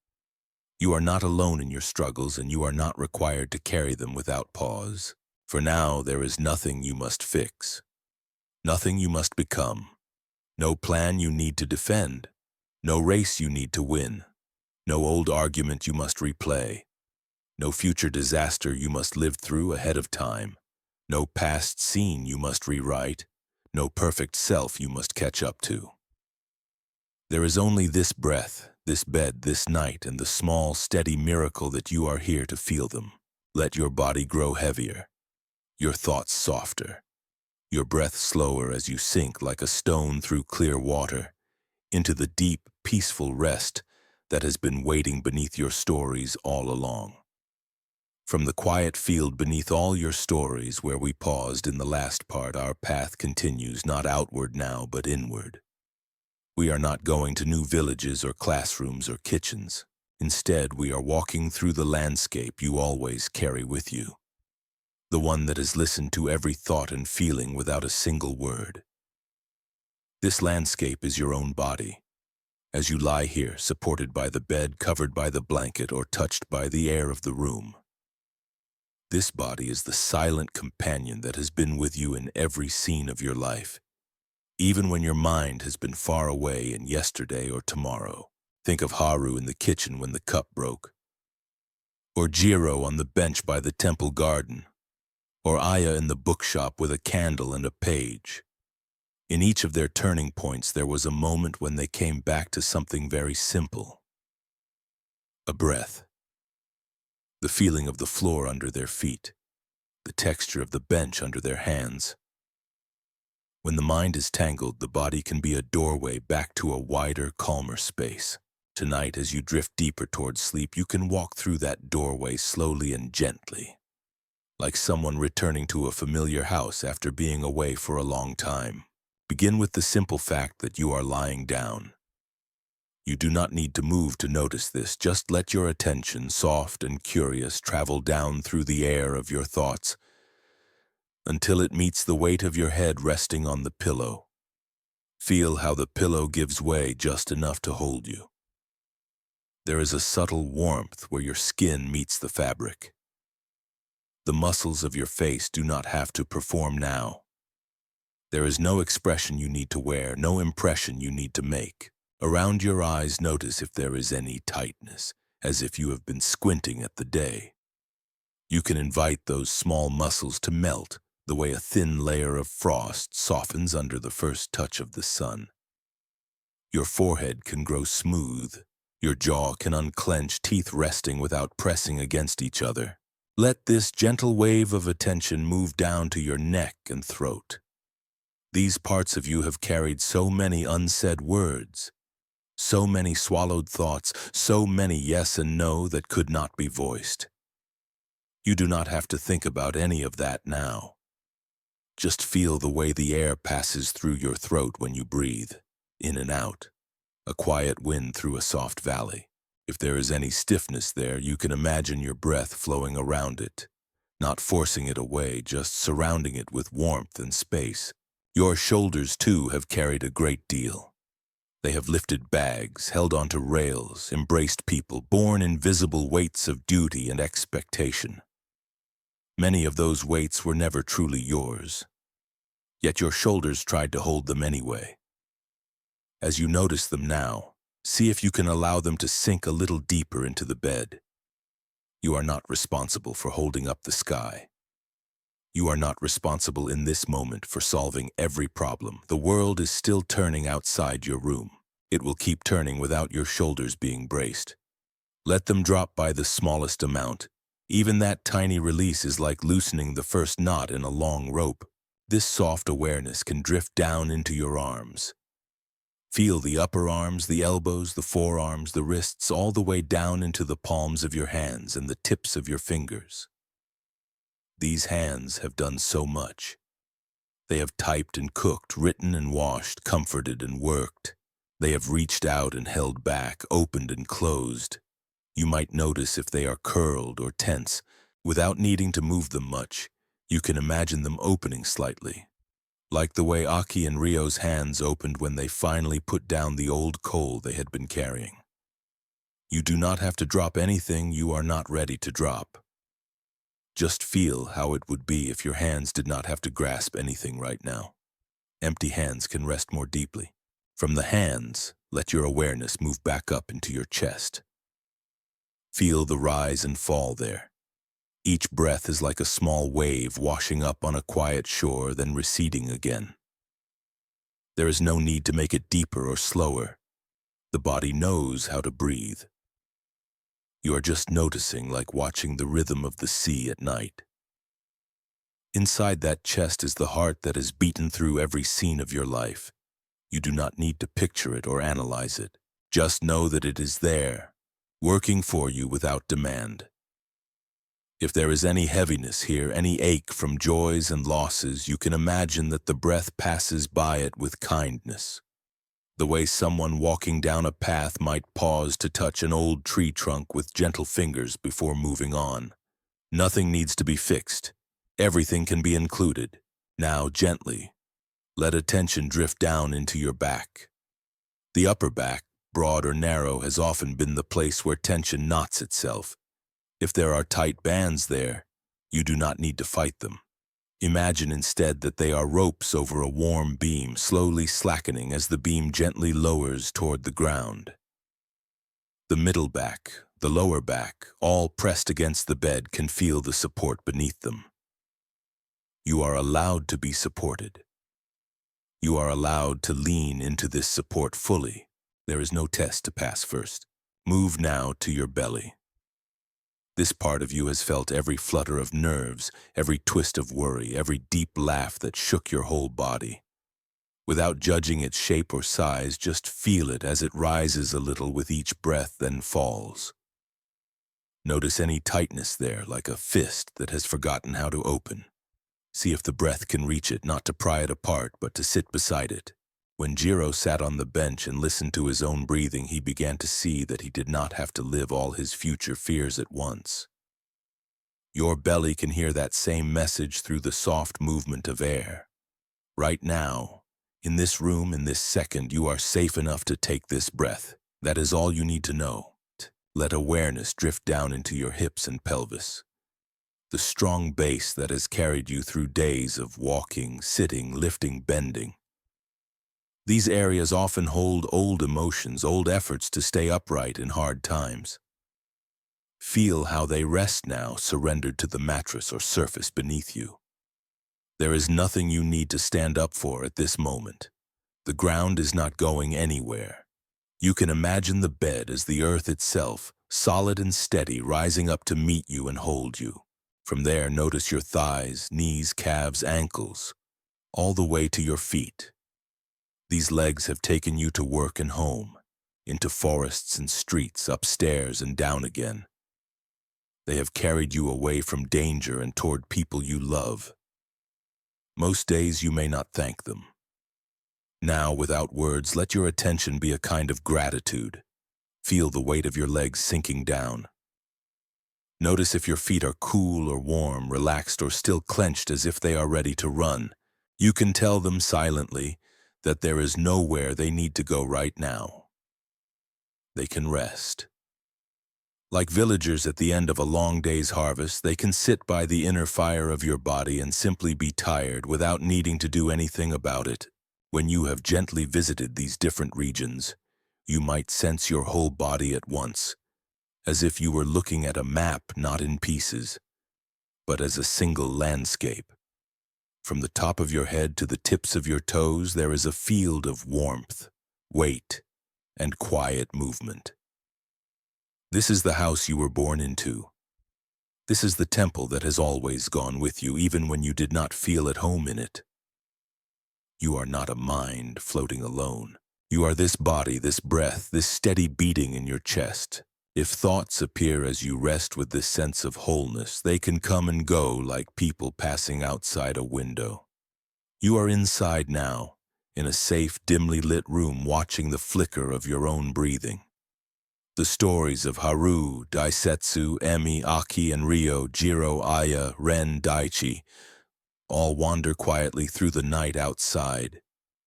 You do not have to invite them in again. You can feel gratitude that they visited and then let them move on. Inside, you and your body are enough company for each other. As you sink deeper towards sleep, you may feel as if you are lying at the bottom of a clear lake. Thoughts are like ripples high above. Light from the world filters down, but here it is slow and soft. You do not need to reach for the surface. The water is your own calm awareness holding you. Breaths come and go like gentle waves. Muscles soften not all at once, but layer by layer, the way snow slowly covers a field, smoothing out every sharp edge into one quiet shape. If sleep has not arrived yet, that is all right. You are already resting differently than before. You are not caught in chasing thoughts as tightly, not standing guard at the doors of past and future. You are lying here as a whole being, held by gravity, held by the bed, held by the quiet of this night. Sleep is drawn to this kind of softness as a bird is drawn to a still branch. When it comes, you can let it land without comment.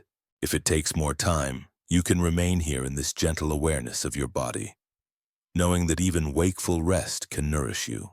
In the parts still to come, we will not add many new ideas. Instead, we will linger in this simple presence, like sitting beside a slowly dying fire, watching the last embers glow and fade. Stories, images, and words will grow fewer and farther apart, leaving longer spaces of silence for your own mind to wander into dreams. For now, all you need to do is stay close to this sense of home in your body, this quiet temple that has always been with you, and let yourself be exactly as you are in this breath, in this moment, in this gentle, deepening night. From the quiet house of your body where we rested together in the last part, the journey becomes even simpler. There are no more new lessons to gather, no more scenes to visit. Instead, imagine that everything we have explored tonight has flowed together, like many small streams joining into one wide river. That river is moving now through the landscape of this night, and you are already lying upon its surface, being carried without effort, without needing to steer. Feel again, very softly, the weight of your head, your shoulders, your back, your hips, your legs, your feet. They lie as if on a gentle raft, supported from below by something that will not drop you. The bed holds you the way a calm river holds a leaf. You do not have to do anything to stay afloat. It is the nature of water to hold what rests upon it. It is the nature of this night to carry you from waking into sleep. If your mind is still a little busy, that is all right. Thoughts may appear, as they often do, with stories about today or tomorrow. You might think of a task unfinished, a conversation, something you wish had gone differently. When these thoughts come, you do not need to push them away. Instead, you can imagine that they are small boats drifting up beside your raft. Each boat carries its own cargo: worries, plans, memories, questions. You can nod to each one. You can even read the name painted quietly on its side. This one is called What I Must Do Tomorrow. That one is called How I Wish I Had Spoken. Another is called What Will They Think of Me? In the past, you might have climbed into these boats as soon as they arrived. You might have tried to row them, steer them, examine every piece of cargo they held. Tonight, you are allowed to do something different. From your place on the raft of your resting body, you can watch them appear, drift for a moment, and then move away again on the current. The river itself will take them. You do not need to escort them. You do not need to empty them. You do not need to sink them. You only need to stay where you are, feeling the rise and fall of your breath as the water gently lifts and lowers you. Breathing in, you feel the cool night air enter, as if the river has flowed a little higher for a moment, cradling you. Breathing out, you feel the body soften, as if the river has settled again, smoothing its surface. There is no right way to breathe. Your breath has been practicing since the day you were born. It knows what to do without instruction.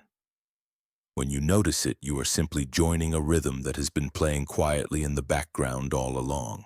Far above, you might imagine stars.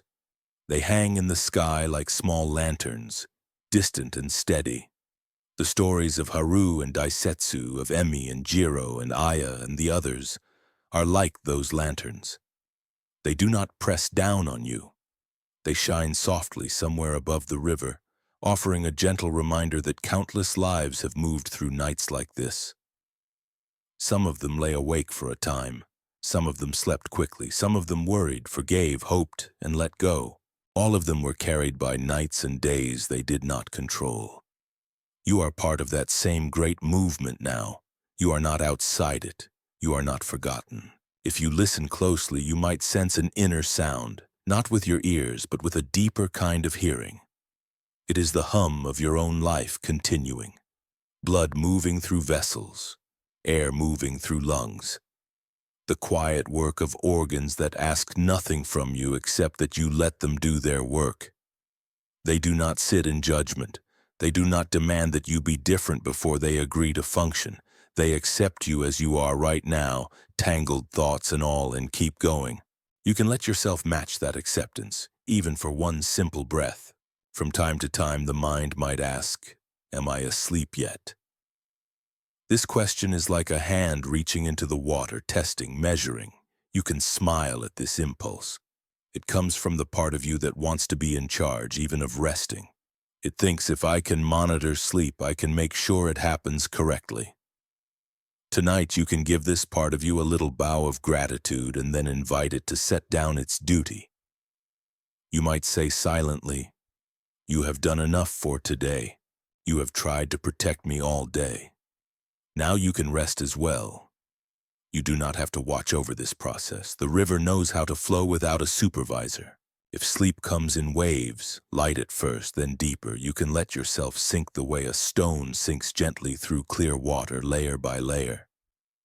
At the surface, there are still faint sounds, faint lights, faint thoughts.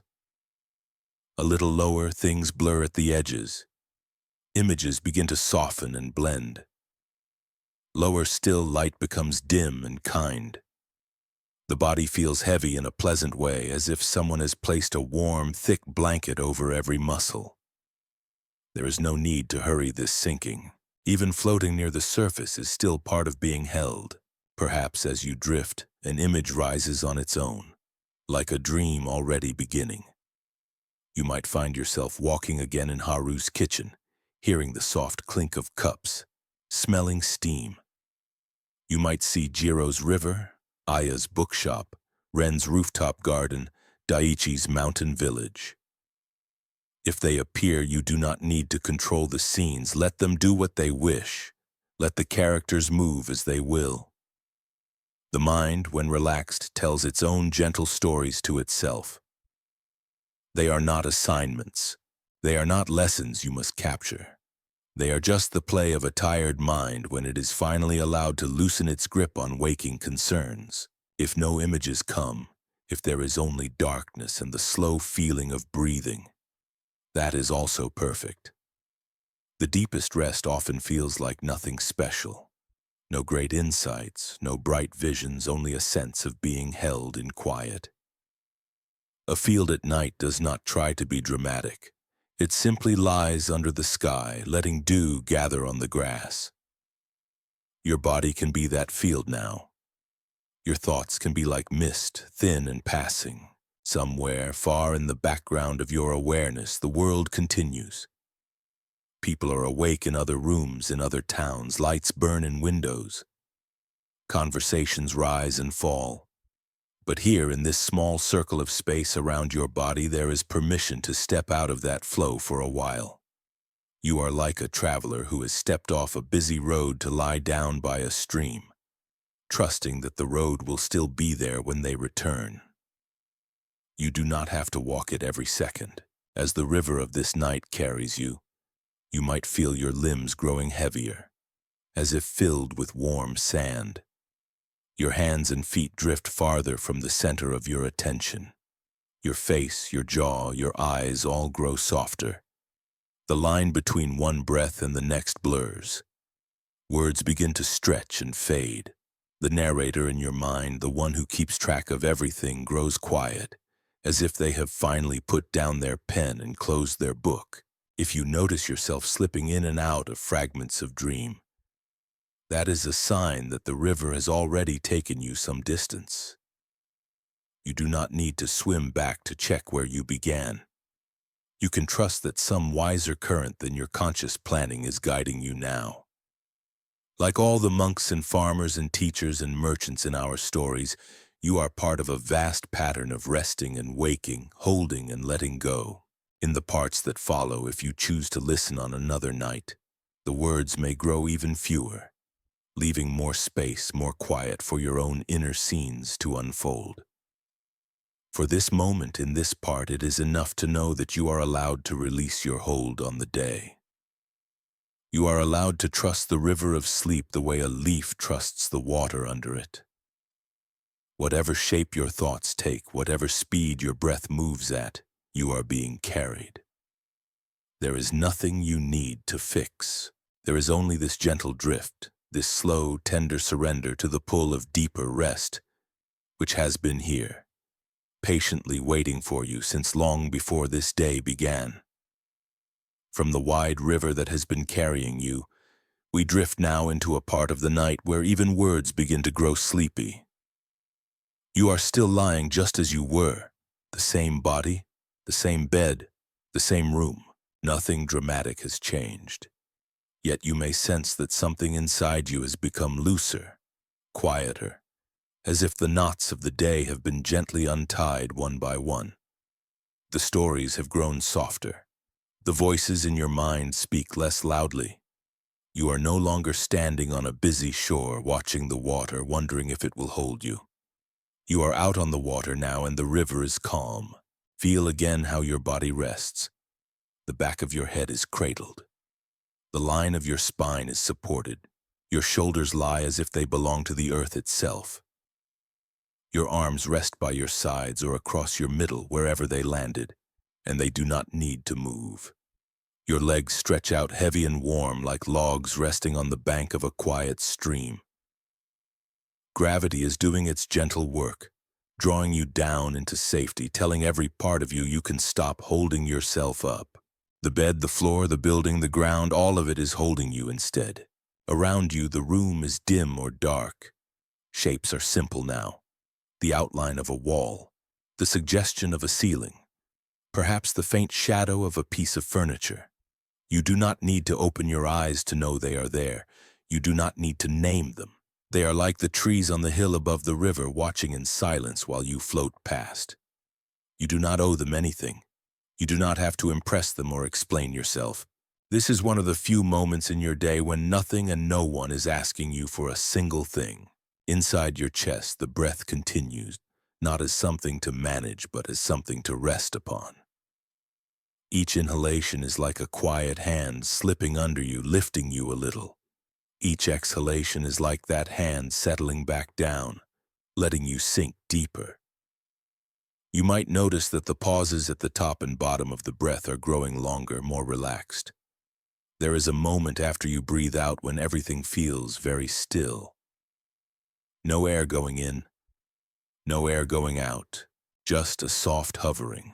like the way a leaf hangs in the air for a heartbeat before it touches the ground. That stillness is a doorway to deeper sleep. You do not need to walk through it on purpose. Sleep will pass through it for you. You only need to linger near it, letting your awareness touch it lightly now and then. Thoughts may still rise, but they are changing in flavor. They are not as sharp or as solid as they were earlier. Instead of tight sentences about what you must do or what went wrong, they come as loose fragments. A face, a place, a random phrase. They wander in and out like small animals at the edge of a forest clearing. You might catch one and wonder briefly where it came from. If you do, notice how it feels to let it go again without following it into the trees. There is nothing out there you need to chase tonight. The mind is beginning its slow turn toward dreaming. Let it practice in these small, harmless ways. If any heavier thought arrives, perhaps something that tugs at your heart a little more strongly, you can treat it the way Haru treated his favorite cup when it broke. You do not have to pretend it does not matter. You also do not have to hold it so tightly that it cuts into your hand. Imagine placing that thought, that worry, that sadness into a small boat of its own and letting the current carry it a few strokes away from your raft. It is still on the same river. You have not abandoned it. You have simply given it space, so that it does not press its full weight onto your chest in this moment of rest.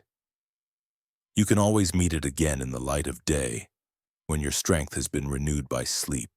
The animals of the mind, the boats of thought, the shapes on the shore, all begin to blur as the night deepens.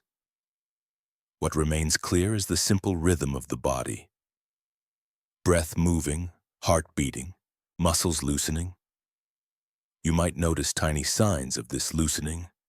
A small twitch in a finger as tension releases.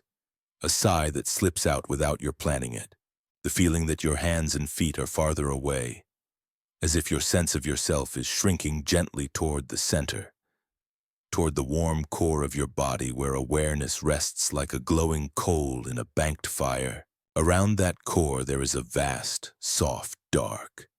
Not a frightening dark, but the kind you find under thick blankets or in deep caves where animals sleep through winter. It is a dark that protects. It wraps around the glowing center of you and says, "You can be small now. You do not have to be bright. You do not have to be sharp. You do not have to be awake to every sound and story.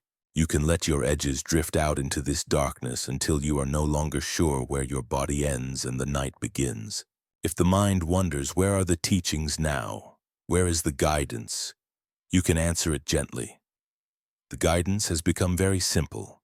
Breathe in, breathe out, feel supported, that is all.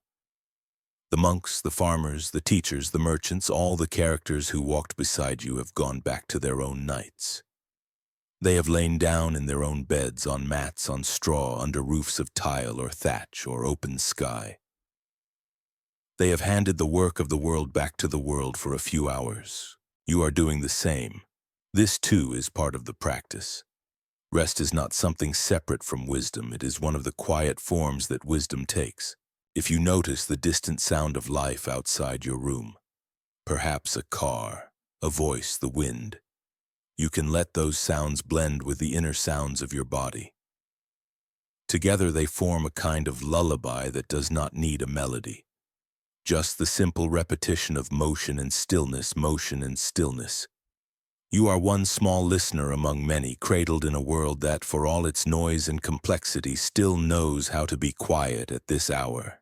Your eyelids, if they are not already closed, can lower now like curtains at the end of a play.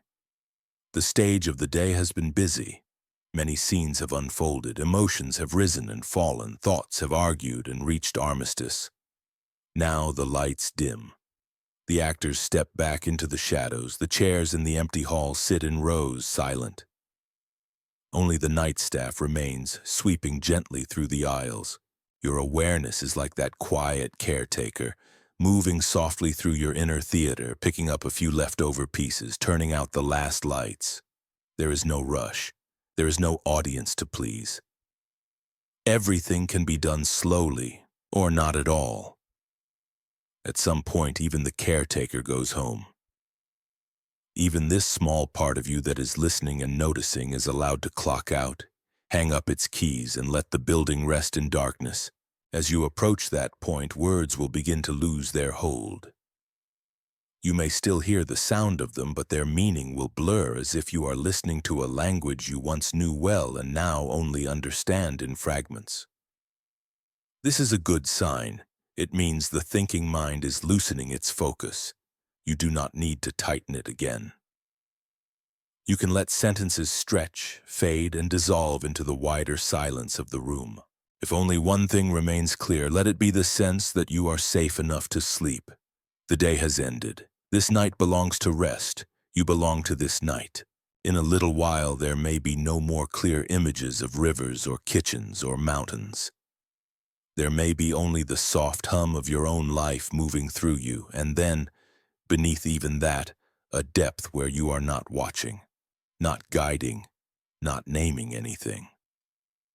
You will simply be asleep the way you have slept since you were small, without needing to know how. For now, as you hover near that depth, it is enough to repeat inwardly, if you wish, just a few simple words, timed with your breath. Breathing in, here. Breathing out, I rest. Here I rest, here I rest. Until even those words become too heavy to hold and they too slip from your fingers into the soft, waiting dark. From the soft dark where words were already growing thin, we move now into a part of the night that is almost beyond language. You are still here in your room, in your bed, in this body that has carried you through so many days. Yet the borders between you and the quiet around you are beginning to blur. Like chalk lines washed by slow rain, the mind that has tried so hard to stay awake for your whole life, to monitor, to judge, to remember, is finally growing drowsy. It is as if the inner guard who has stood at the gate of your thoughts for years has found a chair, sat down, and is letting their eyes close. Feel once more the way your body is supported. Not as a thought, but as a simple sensation. The pillow cradles the back of your head. The surface beneath you holds your spine, your hips, your legs. Your hands are wherever they have chosen to rest, perhaps on your belly, perhaps by your sides. There is nothing for them to grasp now. No cup to hold, no pen to guide, no tool to use. They can be like leaves fallen gently to the forest floor, no longer waving in the wind, simply lying in the soft layer of earth. The air in the room has its own steady temperature. It touches your skin with a quiet presence. If there is a blanket over you, feel its weight pressing down, not in a heavy way, but like a comforting hand laid across your body. This pressure tells the most ancient parts of you that you are safe enough to let go. Animals in the wild curl into hollows and caves. They nestle against each other, feeling the warmth and the weight of bodies as a sign that they can sleep. In your own way, under your own roof, you are like them now. You have found your hollow for this night. You are sheltered. Inside, in the space behind your closed eyes, images may flicker. They are softer now than the scenes we walked through together earlier. You might glimpse a bit of Haru's kitchen or a corner of Aya's shop. Not as clear stories, but as pale impressions drifting by. Or your mind may show you fragments from your own day. A doorway, a street, a face on a screen. None of these need to be held. They are like the last sparks that rise from a fire as it settles into embers, bright for a moment, then fading into the dark above. You can watch them if you like, or you can turn your attention back to the simple rise and fall of your chest. Both are allowed. There is no wrong choice here. The breath is very quiet now. It moves the way a small wave moves on a lake in the late hours when the wind has stopped and the moon is high. In and out. In and out. You might feel it more in your belly now, the gentle swelling and sinking there. Or you might sense it at the tip of your nose, a coolness as air comes in, a slight warmth as it goes out. Whatever you notice is enough. You do not have to track every breath. It is enough to touch a few of them with your awareness, the way a hand runs gently along a railing and then lets go. Thoughts, if they come, may feel as if they are no longer entirely yours. They arrive without effort, drift in strange directions, fold into dreamlike shapes. A sentence may begin in one place and end in another. You may think of a street you knew as a child, and suddenly there is a river running down the middle of it. Or you may hear a voice say a phrase you have never heard before. This is the mind loosening its usual grip on logic and control. It is testing the waters of sleep, where rules are softer and stories are made of mist. You do not need to correct it. You do not need to make sense of anything. Sense belongs more to the bright hours of day. Night has its own laws. All the teachings we have touched are settling now like fine dust on the shelves of your heart. The idea of not clinging so tightly. The idea of trusting when plans change. The idea that comparison is not the measure of your worth. The idea that old anger only burns the hand that holds it. The idea that worry about tomorrow can be put down for at least one breath. The idea that the past is part of you but not all of you.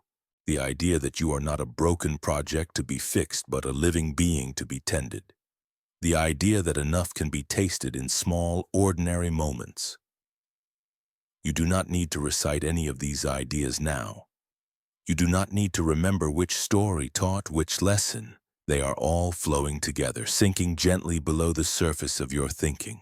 They may rise again in some quiet way in your days ahead, in a slightly softer reaction, in a kinder word to yourself, in a breath taken before you answer.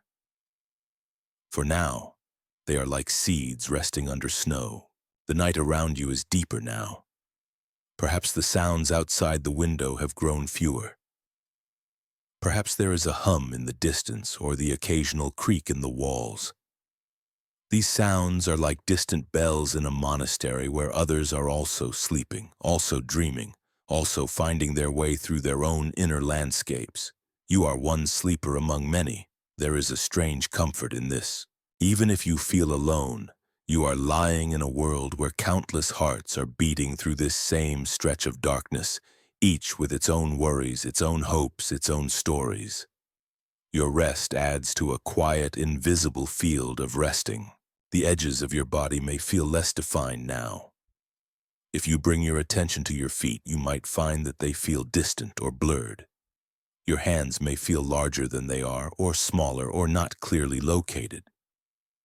Your face might seem to float. This is not a problem. It is a sign that the sense of I am here, sharply outlined, is softening. It is as if you are a drawing whose lines are being smudged by a gentle thumb, turning you from a rigid figure into something more like a cloud. Within that cloud is still warmth, still breath, still the spark of you, but the old tight borders are fading. If there is any part of you that still wants to hold on, that still checks the time or worries about how you will feel tomorrow, you can cradle that part in kindness. Imagine it as a small animal sitting at the edge of a burrow, ears alert, unsure if it is safe to curl up. You do not scold it. You sit beside it, you say, in whatever words come naturally inside you, it is all right to be tired. It is all right not to solve everything now.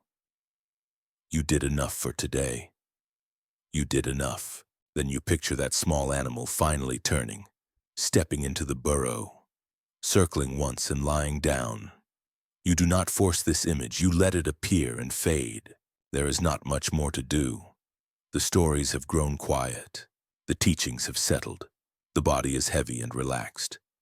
Breaths come and go on their own. If sleep has already taken you part of the way, you are hearing these words through a soft haze, catching them only now and then, the way distant bells are heard through fog. If you are still awake, you are very close to the border where waking ends and dreaming begins. That border is not a sharp line. It is more like a wide, dim field.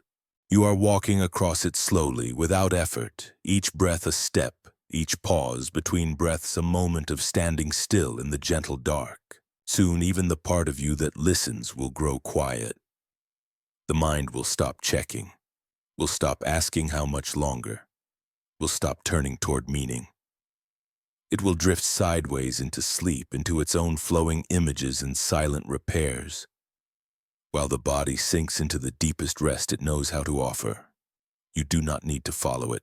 You will vanish into that rest with it as you have so many nights before. When you wake again, it will feel, perhaps, as if no time has passed or as if you have been far away. You may remember fragments of dreams. You may remember nothing. Either way, the night will have done its work.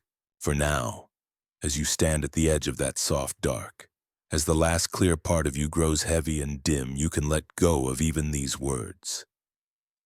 Let them pass like the final leaves of the day falling from the branches of your mind. Beneath them is only silence. Beneath them is the great quiet that has been waiting for you, patient and kind, ready to receive you without judgment, without demand, without any need for you to be anything but exactly as you are in this fading moment.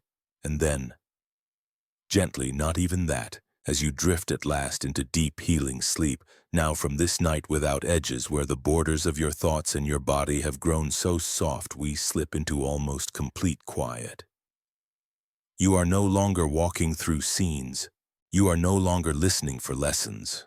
You are simply here, at the very threshold of deep sleep, where even your own name feels distant and light. The stories have done what they needed to do.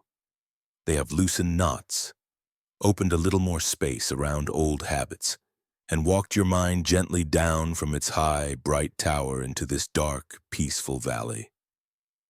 From here there is almost nothing left for words to hold. Your body lies as it lies in the one position that feels right in this moment. Maybe your head has tilted slightly since we began. Maybe one arm has drifted to a new place. The blanket covers you in its familiar weight, like a soft hill of fabric. Underneath, your muscles have taken their own shape, the natural shape they always wanted to take when they did not have to perform or endure. There is no posture to maintain now, no presentation to keep up. You are not in front of anyone. You are deep inside your own small night, and everything in that night is on your side. Breath continues its slow work. It may now be so gentle that if you tried to watch every movement, it would almost seem to disappear.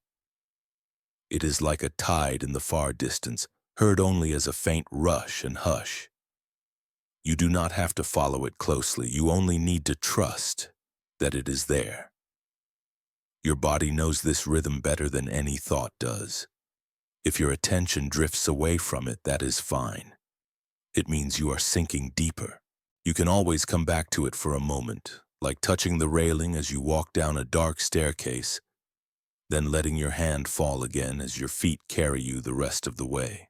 Inside your mind, the clear line between waking thought and dream has already begun to blur. Perhaps you notice this. Perhaps you do not. A simple phrase might unfurl into something strange and lovely. A memory might join with an image you have never seen before. You might hear a word and see a color, feel a texture, and remember a place. These are small signs that you are no longer tied tightly to the rules of daylight. The part of you that insists on straight roads and tidy explanations is already curled up and drowsy in some inner corner. It is like a librarian who has closed the doors, dimmed the lights, and left the books to rest on their shelves. All the teachings and stories we have touched are resting too. They are no longer standing in front of you, asking to be understood. They have taken off their robes and characters and folded themselves into quiet shapes. Somewhere deep inside you, beyond words, the understanding that you do not need to cling so fiercely has settled like a stone at the bottom of a clear pond. The understanding that plans can change and you will still find a way has found a place beside it. The knowing that you do not have to weigh your worth against anyone else's. That you can put down old coals of anger. That you can step back from the edge of endless worry. that you are not just one moment from your past, that you are not a broken machine to be forever repaired, that there is such a thing as enough in a single breath. All of that now rests within you like small, smooth pebbles. You do not have to hold them in your hands. They are simply there, part of the ground of you. Around that ground is a wide, silent space. It is the same space that held Haru in the moment before he spoke kindly to Sora, the same space that held Daisetsu under the shifting clouds, that held Emi as she listened to her teacher, that held Aki and Rio when they dared to speak after so many years, that held Jiro on the bench, Aya with her candle, Ren on the rooftop, Daichi in the mountain village. It is the space that holds everyone in their turning moments. The invisible room where the mind can relax its grip and something softer can arise. Tonight, that room is your bedroom. That space is this darkness. You are held inside it the way a small flame is held inside a lantern.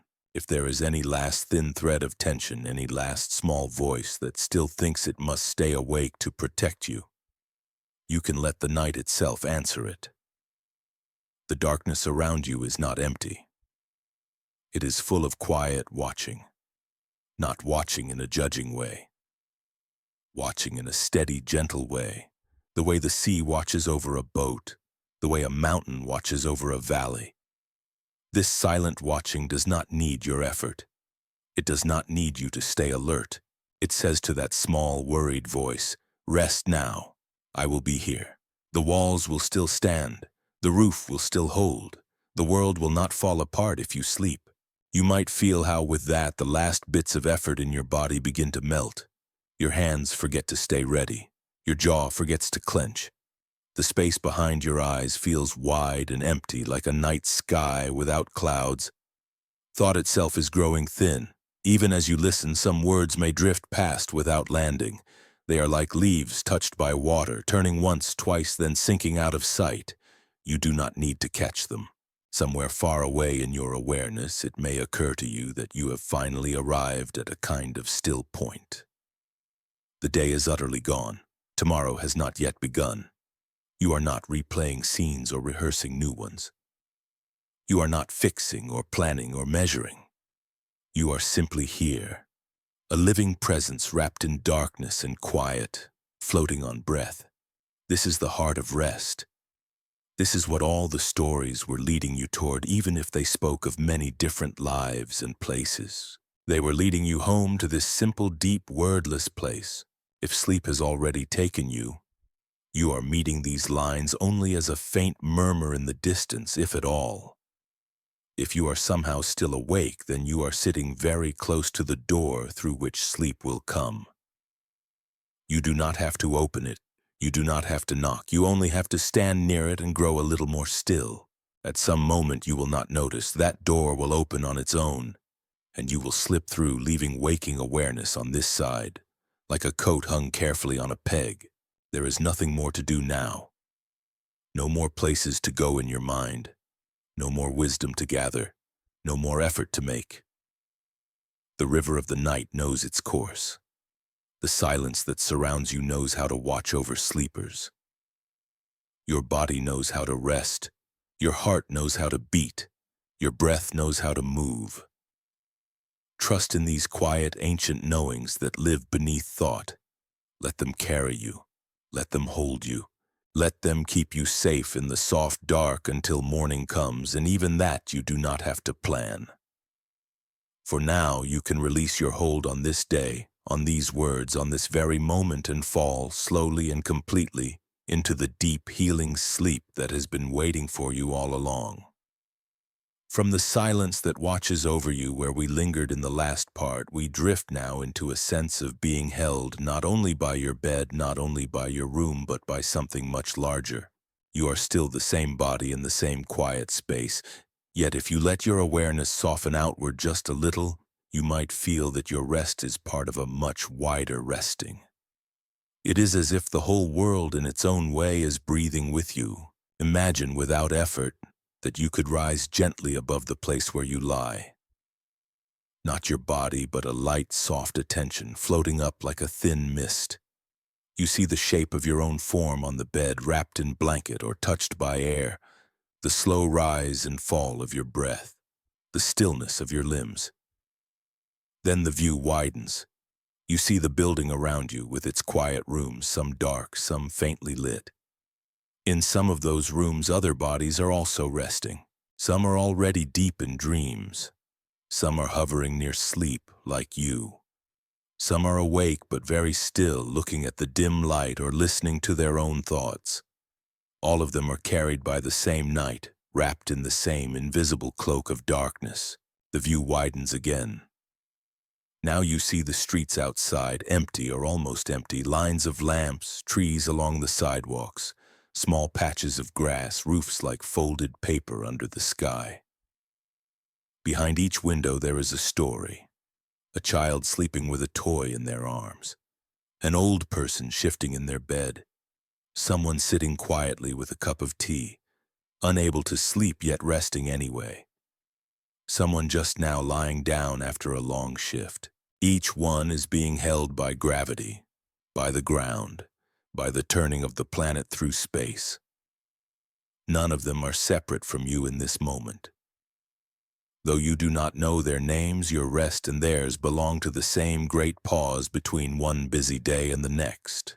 Higher still, you might imagine seeing the whole city or town, its lights like scattered stars on the land. Beyond it, hills and fields lie dark and still. Rivers move unseen under the night sky. Forests breathe quietly, leaves sleeping in their own way. Animals curled in nests and dens and branches. In the mountains, snow lies heavy and silent. On the sea, waves move in slow, patient patterns, rocking the water that touches every shore. Clouds drift across the face of the moon. Far above, stars burn with a calm, distant fire, unchanged by the small worries of any one person, and yet somehow making those worries feel lighter, simply by reminding you how wide everything is. Then very gently, this soft attention that has floated outward can return, back down through the sky, through the roof, into your room, to rest once more inside your own body. You are here again behind your closed eyes, feeling the small details of this place, the way your tongue rests in your mouth, the way your eyelids press together, the way your chest expands and settles. Nothing has changed, yet something has. The troubles that may have felt as large as the sky now sit in a bigger context. They are small threads in a vast tapestry. Important, yes, but not the whole cloth. As you lie here, you might sense that your breathing is not separate from the breathing of the world. Plants and trees release what you draw in. You release what they take up. With each breath, a quiet exchange is happening, an unseen conversation between your body and the wider living earth. Even in sleep, this conversation continues. You are part of a great cycle that does not need your supervision. Inhale, exhale, day, night, waking, dreaming, effort, rest. Think of all the moments we have visited tonight. Haru holding the broken cup, Daisetsu bowing to the unexpected guests, Emi hearing her teacher's gentle voice, Aki and Ryo putting down their old quarrel, Jiro sitting on the bench, Aya lighting her candle, Ren listening to Mei in the rooftop garden, Daiichi hearing Kenta speak of enough. Each of them, in their own way, was learning to step back from a small, tight view of life and see a little more of the whole.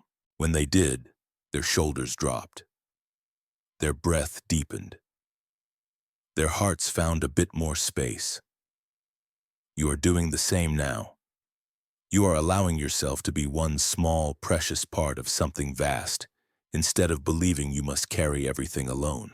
There is a quiet relief in knowing that you are allowed to rest while the world continues. You do not have to stay awake to keep the sky from falling. The earth has turned through countless nights with countless sleepers on its surface. Generations have worried, loved, worked, and finally lain down just as you are lying down now, trusting that for a few hours they could let go. They did not always feel ready, neither do you, and yet the body knows when it has reached the edge of its waking strength. It asks for this letting go with heaviness in the limbs, with lids that ache to close, with thoughts that grow slow and fuzzy at the edges. When you grant it this rest, you are joining an unbroken line of living beings who have done the same since life first learned to sleep.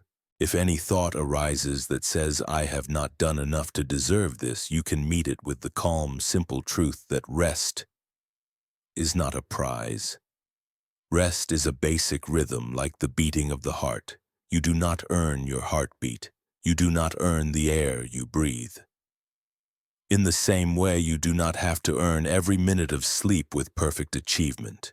You are tired because you are alive, because being human is a full, complex experience. You are allowed to lie down that fullness for a while. You are allowed to be cared for by the simple forces of breath and gravity and darkness. As this understanding settles, you may feel a sense that your whole body is not just heavy, but gently melting into what holds it. The boundary between your skin and the bed grows less sharp. You are sinking, not in a frightening way, but like a pebble sinking into soft sand, finding its natural resting place. Around that pebble, the sand closes over, protecting it, hiding it from the wind. In the same way, the night closes around you, not to erase you, but to shield you, to give you a few hours in which nothing more is asked. Your mind may still throw up a few last sparks. A to-do list trying to reassemble itself. A line of dialogue from earlier. An image from a screen.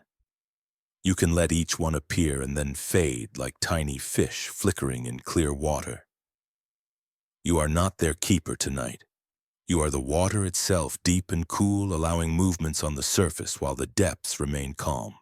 In this calm, you can sense that you are not only held by the world outside, but also by something quiet inside that has always been there. Call it awareness. Call it presence. Call it simply the part of you that notices. It has watched every story you lived through, every joy, every mistake, every fear, with more patience than any person could. It is not busy. It is not harsh. It is like a wide, open sky within you, in which clouds of thought have come and gone for years. Tonight, that inner sky is dark and starry, very still. You are resting in it as much as in your bed. There is no need to say much more. The world is breathing. You are breathing. Countless other hearts are beating through this same stretch of time. The river of night is carrying all of you together. You are not separate from that flow. You are not lost. You are being borne gently forward, toward deeper stages of sleep, toward dreams that will rise and fall on their own, and eventually toward a morning that will come whether you plan it or not. For now, your only task is to continue doing what you are already doing. Lying here, existing, letting yourself be held. If a part of you is still listening, it can listen less and less, like a radio being turned slowly down. The words blur. The spaces between them widen. In those spaces, the soft hum of your own life fills everything. In those spaces, you can finally completely rest with the quiet, steady knowledge that as you do, the whole world is resting a little with you. Breathing in, breathing out, in one long, patient, peaceful night. From the wide, breathing world that held you in the last part, we move now into a space where almost all doing has quietly stopped. All day you have been doing. Even in your thoughts you have been doing, solving, remembering, planning, replaying, judging, comparing. Even when you sat still, your mind carried you through invisible tasks. Now as you lie here with your body so heavy and your breath so slow, that long habit of doing is almost ready to slip off your shoulders like a coat at the end of a long journey. Notice how little is being asked of you in this moment. You are not expected to answer anyone. You do not have to decide anything. You do not have to hold up a single conversation in your mind. There is no list in front of you. There is no test waiting in the next room. If something inside you still feels as if it must keep going, you can let that part know with great gentleness that the work of this day is over. Not forever, but enough for now. Enough that you can set it down for the length of this night. Your body understands this before your thoughts do. Feel the way your muscles have already agreed to the truce. The long ropes of tension that run along your back and neck are slackening. The small muscles around your eyes and mouth have given up their tight expressions. Your chest moves in an easy, automatic rhythm. Even your fingers, which may have tapped, typed, pointed, and grasped all day, now lie still, surrendered to gravity. The body has entered the doorway of rest, and it is inviting the mind to come along. If the mind hesitates, that is all right. It is like a faithful worker who has stayed late too many nights and forgotten how to go home. You do not have to scold it, you can thank it. Thank you for everything you tried to take care of today. Thank you for watching out for danger, for seeking solutions, for trying to protect me in the only ways you knew. Now come and sit down beside the body. You do not have to stand guard anymore. Feel how safe it is to simply share this stillness, to watch the breath going in and out without needing to change it or use it to achieve anything. Thoughts may continue to appear, but you might notice they are growing softer at the edges. They arrive in slower waves, and each wave fades more quickly. You may see a face, then a street, then a room, with no clear story tying them together. This is the mind loosening its grip on the tight thread of narrative. All day it has tried to keep that thread unbroken so that your sense of self would feel continuous and strong. At night, this thread is allowed to fray. You do not stop existing. You simply stop holding on to the story so tightly. You become more like a song that is humming in the background rather than a loud voice telling itself what it is. If you find yourself still trying to fix something in your thoughts, maybe an old scene or a future plan, you can imagine placing that effort into the palm of your hand. See it there, a tiny glowing bundle of words and images. Then, very slowly, picture your hand opening. The bundle lifts like a small lantern and floats a little distance away. It does not vanish. It simply joins the many lights of the world that can wait until tomorrow. You can whisper inwardly, "I will meet you later when I am rested. For now I am allowed to sleep." Remember Haru with his broken cup, Daisetsu with his shifting schedule, Emi with her unsteady lines, Aki and Ryo with their long-held anger, Jiro with his circling worries, Aya with her memories, Ren with his ladder of self-improvement, Daiichi with his restless hunger for more. Each of them reached a point where they realized that constantly doing, constantly pushing, constantly gripping did not bring peace. They each discovered in their own way that a small pause, a softening, a breath taken without any goal, could open a door to a calmer way of being. You are standing at that same door now, though you are lying down. Sleep is not just the body's need. It is also the mind's chance to stop trying to be in charge of everything. Feel the way the bed receives your weight, the way the blanket or air lies against your skin. These sensations are simple, wordless truths. You do not have to interpret them. You do not have to turn them into anything else. You can rest your awareness on them the way a bird rests on a branch, not planning its next flight, not reviewing its last, just feeling the gentle rise and fall of its own small chest. If your thoughts drift, they drift. If they pause, they pause. Either way, your body remains here, continually invited into deeper rest. Notice, too, how time feels different in this state. During the day, minutes can feel sharp. You may watch the clock, slice your time into tasks, count the steps between one appointment and the next. Now in this dark, quiet space, time loosens. A few seconds can feel long. 10 minutes can feel like a blink. You are not keeping track. You do not need to.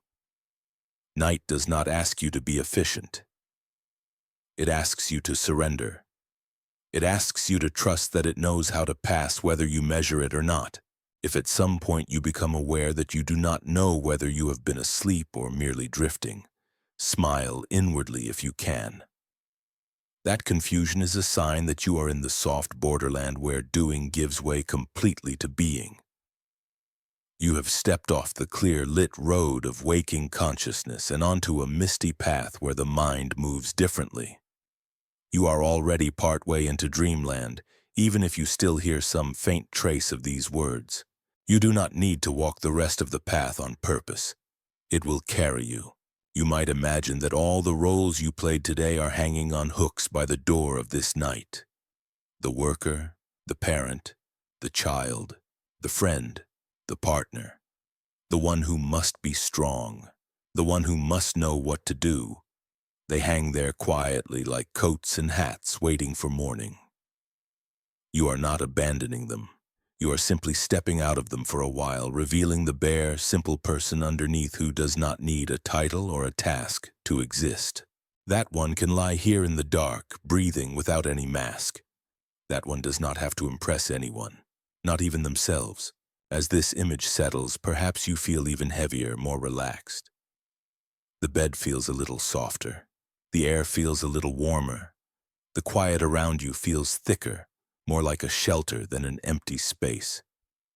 You are not falling into a void. You are sinking into a deep, gentle pool that has been waiting beneath every moment of doing. The water of that pool is made of rest itself. It knows how to hold you without effort.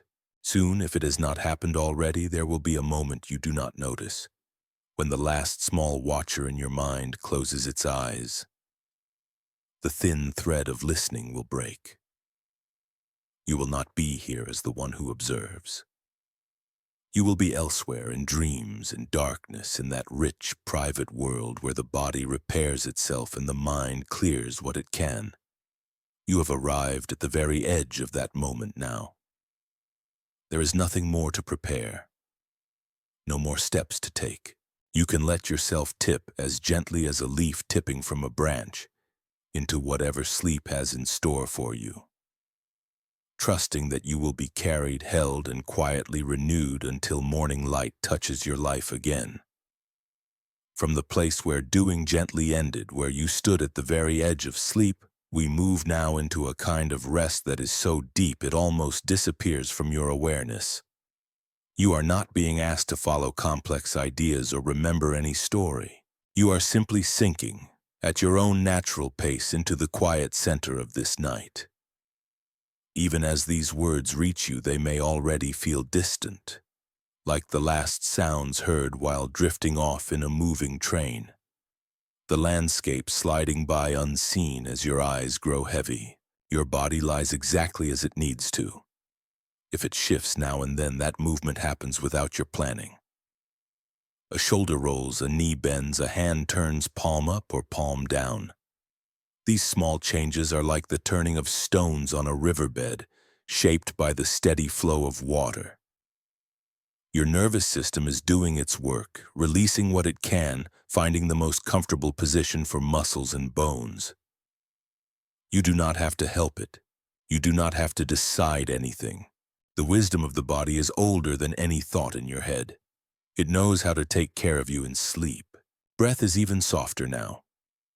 You may notice only every few breaths, like catching sight of a lighthouse beam from far offshore. Light, dark, each pulse brief and reassuring. Inhale, exhale, then perhaps a space where you forget to pay attention, and then suddenly you notice again. Yes, I am still breathing. That forgetting is welcome. It means your awareness is loosening its grip, trusting the body to continue without constant checking. You are allowed to forget yourself for a while.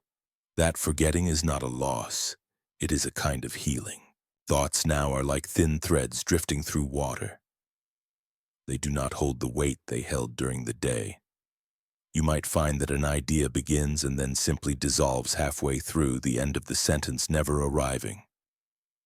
You might see an image flash and then vanish before you can name it. The part of you that used to chase every thread, insist on finishing every line, can let these incomplete moments pass. There is no need to explain anything, not to yourself, not to anyone. Night is not a place for explanations, it is a place for untying. If a stronger thought appears, perhaps a concern that still tugs at the edge of your awareness, you can imagine that thought wrapped in the softest cloth. Picture yourself placing it on a shelf in a quiet inner room, a room only you can enter. On the door of that room is a simple sign that says, "For tomorrow." As you step back, you see that the room is safe, the shelf sturdy, the cloth thick and kind. You are not throwing your concern away. You are giving it a place to rest until you have the light and strength to meet it. You close the door gently and turn back toward the bed of your awareness, where your body is waiting, already halfway to sleep. Outside, whether you know it or not, the night itself is changing. Somewhere very far from your room, the horizon is feeling the first faint hint of approaching light. The world turns slowly under the sky, carrying your part of the earth toward morning. You do not feel the movement. You do not need to. It is happening completely on its own. While you lie here, the great clock of day and night keeps its slow rhythm. You have spent so many hours trying to keep time, to manage time, to stay ahead of it. Now time is carrying you. It is like a gentle current, drawing you toward a shore you cannot yet see, where a new day will wait, fresh and unwritten. In this deepening rest, your mind may drift toward dream. You could find yourself back in a temple garden, or walking along Jiro's river, or sitting in Aya's bookshop among silent rows of pages. You might see places that have never existed anywhere but in your imagination. Streets with colors that do not belong to any city you know. Skies with shifting shapes that no weather has ever made. People who are part memory, part invention. You do not have to guide these dreams. Let them form and change. Let them carry off the leftover dust of the day the way a soft breeze carries pollen from a flower, spreading it without asking the flower's permission. If no dreams come to your awareness, if there is just quiet darkness and the faint sense of lying here, that is also perfect. Deep sleep often feels like nothing at all while you are in it. No story, no image, no clear sense of time. It is only later when you wake that you realize something has worked in your absence. Muscles ache less. Thoughts feel a little lighter. Feelings have shifted in tiny ways you cannot describe. The night has been rearranging small pieces inside you, like a caretaker tidying a room while you're away, putting things back in places that make more sense, sweeping dust from corners you had forgotten. You might remember in some very soft way that all the characters you met tonight will continue their own imagined lives without you watching. Haru will stir another pot. Daisetsu will walk his garden. Emi will lift her brush. Aki and Rio will step along the path between their fields. Jiro will stand in his rows of crops under the morning sun. Aya will open the bookshop door. Ren will tend his plants. Daiichi will return from the mountain village with quieter eyes. They are not gone. They live in a gentle corner of your mind, not demanding attention, simply existing as quiet symbols of the parts of you they reflect. You do not need to visit them now. They are resting too. As sleep grows deeper, even the wish to rest may fade. You are not thinking, "I want to sleep," or "I hope I stay asleep." The mind that formed those wishes is already slipping below the surface. You are simply in the process of sleeping, as natural as a tide drawing back from the shore. You might feel just at the edge of awareness that your sense of being a separate someone is softening. There is breath, warmth, heartbeat, but not much I. Only presence, only the fact of existence, quiet and undisturbed. It is like lying under a vast dark sky without stars, and yet somehow feeling that this darkness is kind, that it knows you and holds you. If at any point tonight you wake and find yourself more alert again, You can remember the path you walked. You can recall the feeling of lying on the raft in the river, of placing your worries into small boats, of watching them drift. You can come home again to the body, noticing the pillow under your head, the weight of the blanket, the slow rhythm of breathing. You do not have to be annoyed with yourself for waking. Night is allowed to have many layers. Sleep can come and go in waves. Each time you return to this simple noticing, you step again onto the gentle path toward rest. For now, though, as you hover at the edge of words and beyond them, there is nothing more to do. The day behind you is complete. The day ahead is still only a quiet outline somewhere beyond the horizon. You are here in the soft middle, the deep blue heart of the night where effort has ended and being is enough. Let yourself slip a little further and then a little further still, until even these sentences are only faint echoes, and then, not even that, as you drift fully into the deep, nourishing sleep that belongs to you, that has been waiting patiently and that will, in its own time, give you back to the light of morning with a body a little more restored and a heart a little more at ease. From the deep center of the night, where sleep moves like a quiet tide, there will come a time, perhaps soon, perhaps later, when your body begins to turn toward morning. You may not feel it clearly. It might begin as a slight change in your breathing, or a soft stirring in your hands or feet, or the faintest shift in the quality of the darkness behind your eyes. The long curve of sleep is starting to bend toward waking. The way the sky slowly grows pale long before the sun appears. When that moment comes, you will not need to remember every story we have walked through. You do not need to hold Haru and his cup, Daisetsu and his plans, Emi and her shaky lines, Aki and Rio and their old anger, Jiro and his worries, Aya and her echoes, Ren and his endless ladder, Daiichi and his restless hunger, or any of the scenes of this night in your conscious mind. They have already done their quiet work. They have settled into you like fine dust, like snow on the mountains, like dew on the morning grass. You may forget the details, but somewhere inside, small changes have begun. Perhaps tomorrow, or on some day far from now, you will notice yourself pausing for one breath before reacting. A cup breaks, a plan collapses. Someone else seems far ahead of you. An old hurt stirs, a familiar worry returns. An echo of the past rings in your mind. The old demand to improve shouts again. The hunger for more rises. And instead of being swept away at once, you feel a thin thread of space open inside your chest. You notice your breath. You feel your feet on the ground. You sense that you have a choice, even if it is only a small one. That thread of space is the seed this night has planted. It is not a big, dramatic change. It is not a voice that will shout over all your habits. It is a quiet awareness that says very softly, you could hold this more gently. You could let this thought pass. You could put this burden down for just one moment. You could treat yourself with the same kindness you were willing to offer the people in those stories. You might not even realize where that softness came from. You will just know that somehow something in you feels a little less tight.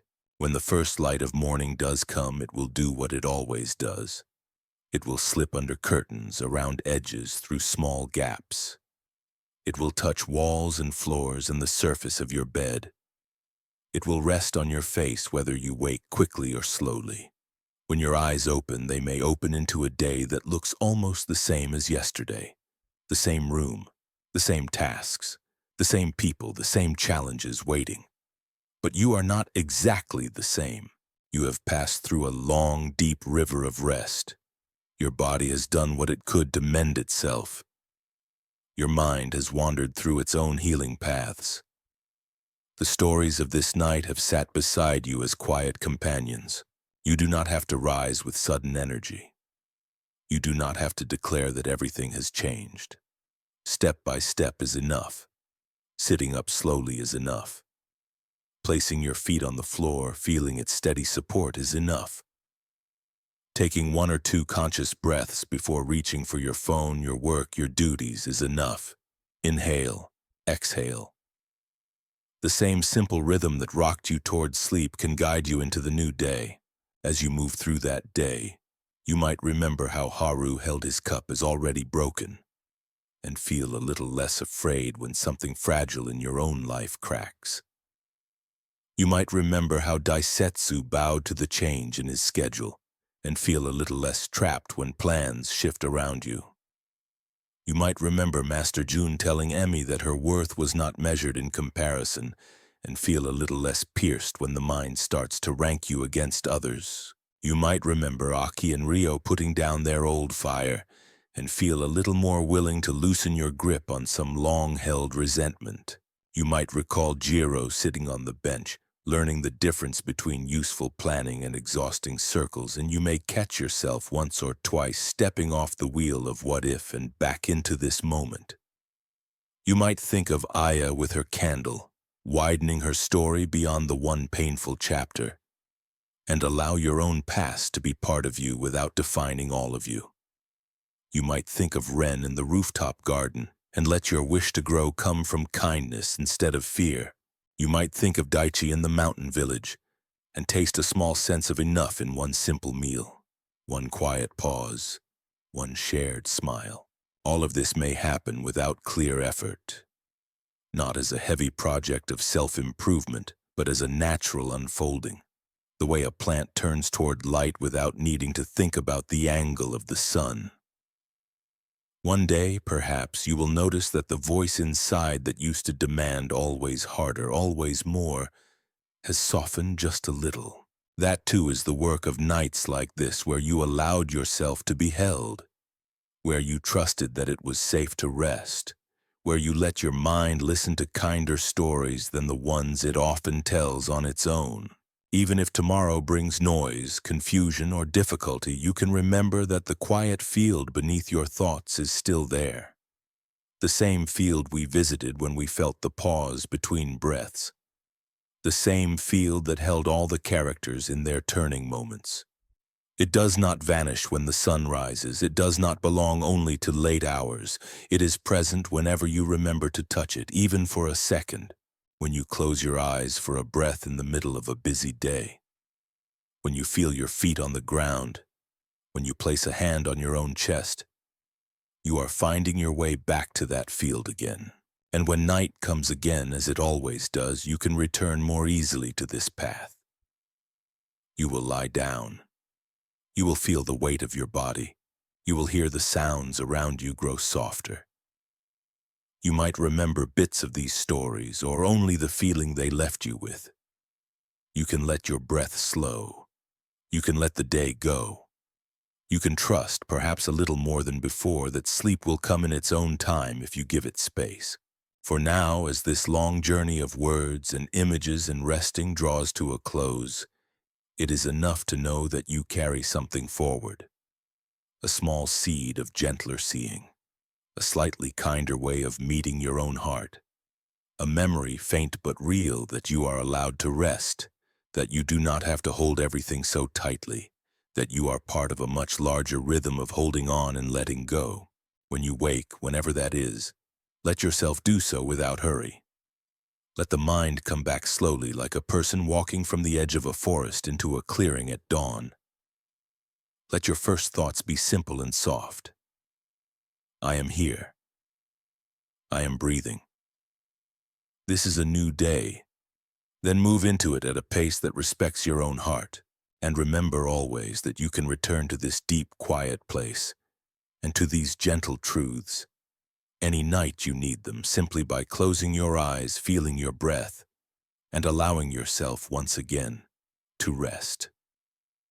From the moment where we spoke of waking, of carrying a small seed of gentler seeing into your days, we turn now to something very simple and very deep. The knowing that this path back to rest is always here for you. Nights will change. Some will be peaceful. Some will be restless. Some will be heavy with thoughts.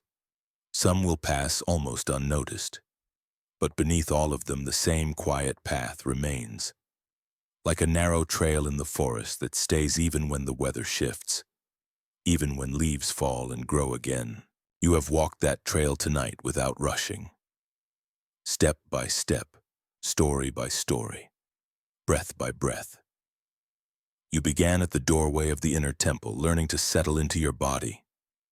You walked through kitchens and gardens, classrooms and fields, bookshops and rooftop gardens and mountain villages.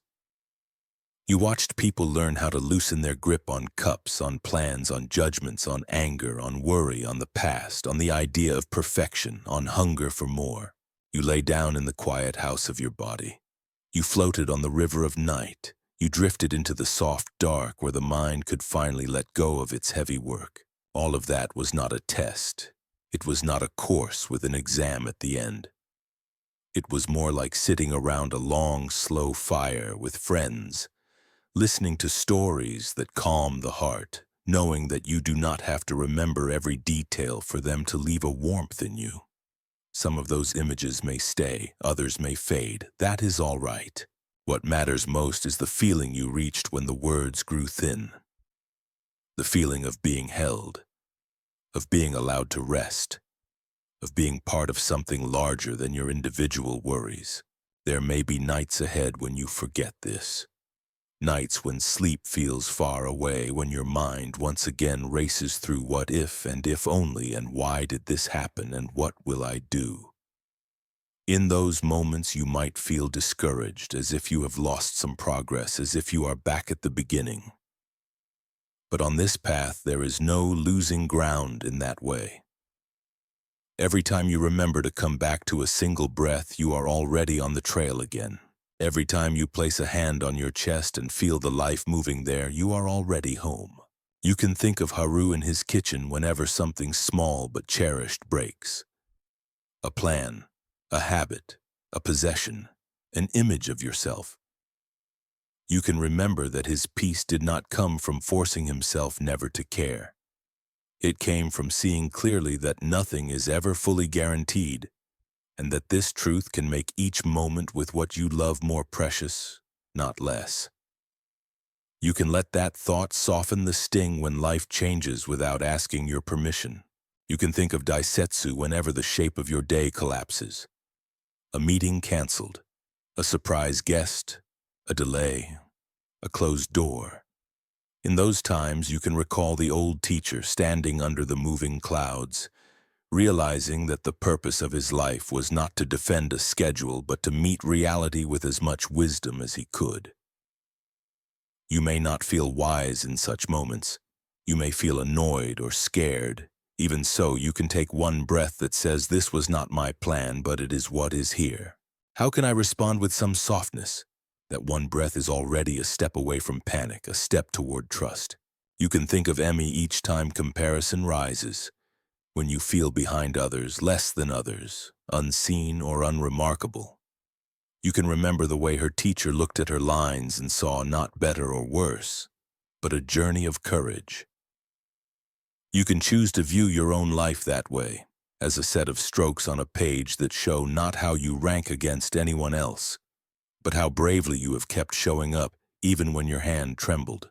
When old anger flares, when a memory of being hurt returns with fresh heat, you can think of Aki and Rio on the path between their fields. You do not have to force forgiveness. You do not have to call anyone or change anything right away. You can simply see more clearly how tight your own hand is around the coal, how much it burns you. You can experiment with loosening your grip even for a moment. You can place that coal beside you in your mind and feel what your chest is like without it pressed inside. That small experiment is already a practice of freedom. When worry about tomorrow circles again and again, you can remember Jiro on the bench, learning to see the difference between useful planning and marching in place. You can ask yourself, is this thought helping me take a clear step? Or am I just repeating the same fear in new words? If it is the second, you can pause, notice your breath, feel the contact of your body with whatever supports you. And grant yourself even a tiny vacation from imagining every possible trouble at once. If your mind drags you back into old rooms, replaying scenes that hurt, You can think of Aya with her candle, writing new lines that made her story wider. You can sit, even for a minute, with paper or simply with your thoughts, and remind yourself that you are more than that one moment, that one failure, that one loss. You are here now, breathing, and that fact is always opening new pages. When you feel the urge to fix yourself endlessly, to become some perfect version, you can recall Ren on the rooftop listening to May talk about plants growing at their own pace. You can imagine tending yourself as you would tend a garden you already love, watering and weeding from care, not from disgust. Your practices, your efforts, then become gifts you offer to yourself, not punishments you apply. And when you feel that gnawing sense that you do not yet have enough achievements, enough security, enough proof that you are allowed to rest, you can remember Daiichi in the mountain village, learning to taste the difference between full and enough. You can try, even for one breath, to feel the simple sufficiency of that moment. The bed beneath you, the breath within you, the fact that you exist. For that one breath, you can let that be enough. Not forever. Just now. All of these memories are tools you can carry lightly. You do not need to hold them all in your hands at once. They can live in your pockets, in the corners of your mind, ready to be touched when you need them. And when you do not need them, you can simply walk, live, work, laugh, talk, without thinking of them at all. Most of all, you can remember that the path back to rest is simple. You do not need a perfect ritual. You do not need the right words. You need only a willingness now and then to stop for a moment and feel yourself here.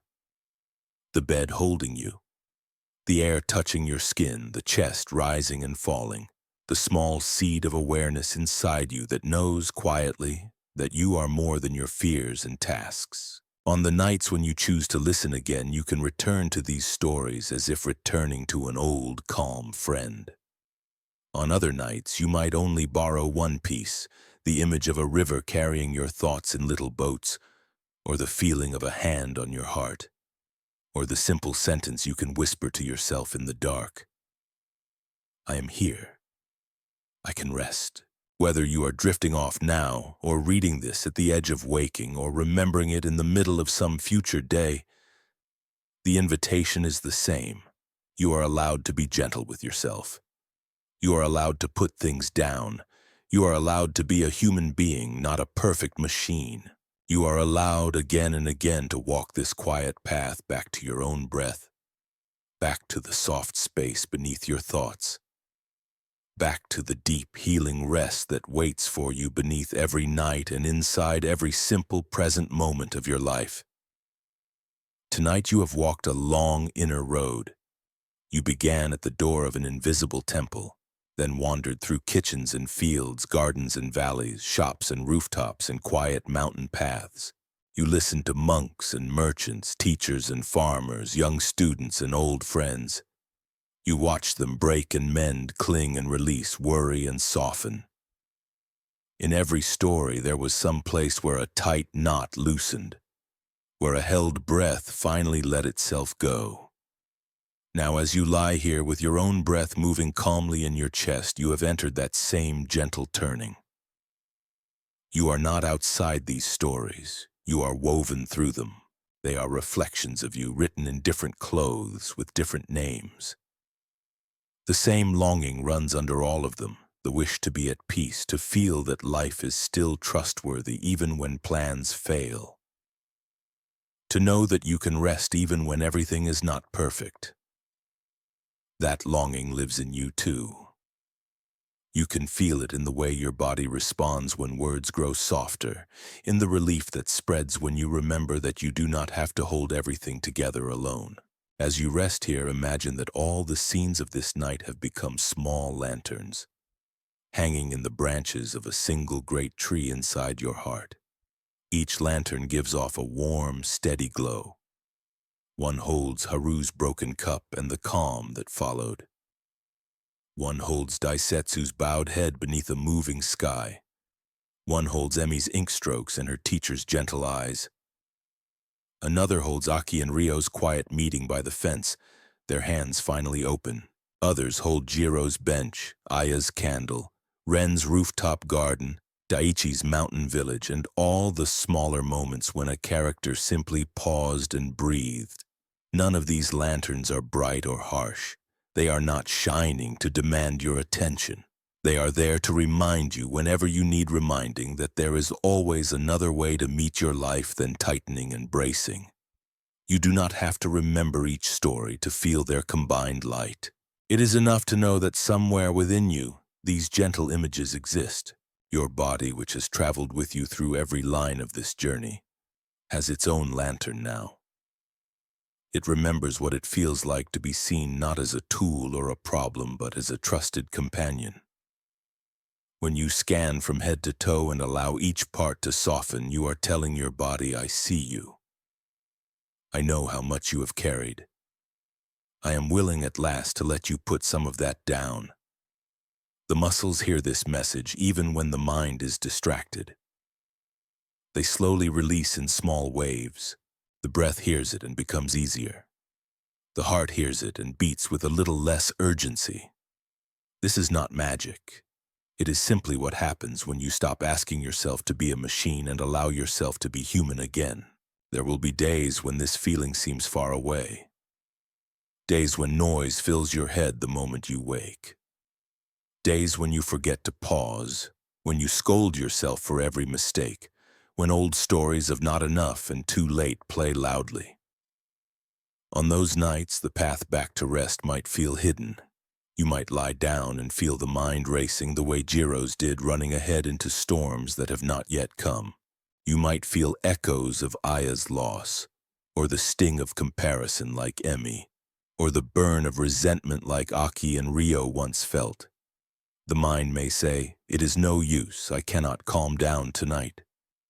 When that happens, remember that the path does not vanish just because you cannot see the whole of it at once. It is still there beneath your feet, as close as the next breath. You can always start with one simple act. Notice something real. The touch of fabric on your skin, the weight of your head on the pillow, the coolness or warmth of the air at the edge of your nostrils, the way your chest gently rises and falls. You do not need to force your thoughts to stop. You do not need to command your mind to be silent. You only need to give a little more attention to what your body and this moment are already doing.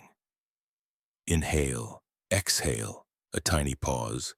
Then again, slowly, the river you floated on earlier returns not as a picture in your mind, but as the felt truth that you are already being carried by something larger than your thinking.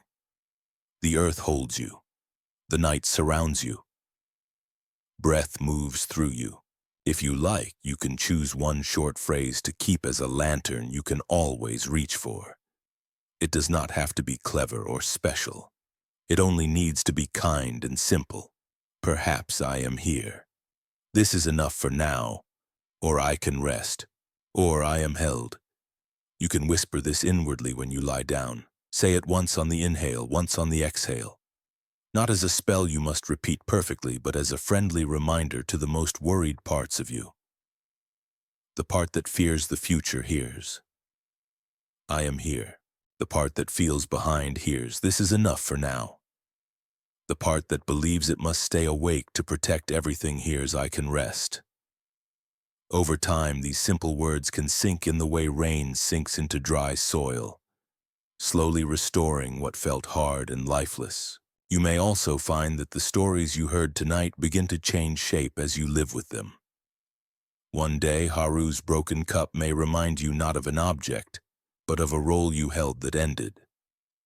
Another day, Jiro's bench may look like a chair in your kitchen where you sit with tea instead of hurrying through your morning. Aya's candle might become the glow of your phone screen dimmed, your own small ritual of writing down one forgiving thought about yourself before sleep. Ren's garden may echo in the plants on your windowsill, or in the way you speak to yourself when you fail, choosing gentler words. Daiichi's sense of enough might be felt when you stand in your own kitchen, eating a simple meal and letting it truly nourish you instead of rushing past it. All of this is already inside you now, not as rules, but as possibilities. You do not have to force any of them. You do not have to become some new person overnight.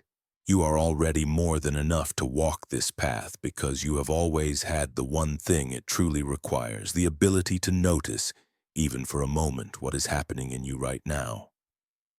That noticing is the doorway. Every breath is a chance to step through it. Some nights you will. Some nights you will not. Both are part of being human, and always the path remains. As this final part of our long journey settles, feel again how your body lies. The back, the shoulders, the arms, the hands, the hips, the legs, the feet. Feel the way the bed receives all of you without condition. It does not ask if you were productive enough. It does not ask if you handled every situation perfectly. It does not ask if you were kind or impatient, brave or afraid. It simply holds you. The night does the same. The breath does the same. Beneath all your changing thoughts and moods, life continues to say yes to you with every beat of the heart. You are invited to say yes back in the simplest way possible, by allowing yourself to rest. So if sleep is already wrapping around you, you can let it close a little tighter, like a soft cloak. If you are still hovering at the edge, you can drift a little closer, a little deeper, knowing that you do not have to control the moment when you finally cross over into dreams. You have walked as far as words can walk with you tonight. From here, the path is only breath, and then silence, and then whatever healing sleep has to offer. Whenever you return on another night, this quiet path will be waiting. Until then, let the lanterns in your heart glow softly. Let your body grow heavy and warm. Let your thoughts grow faint, and allow yourself fully and completely to rest.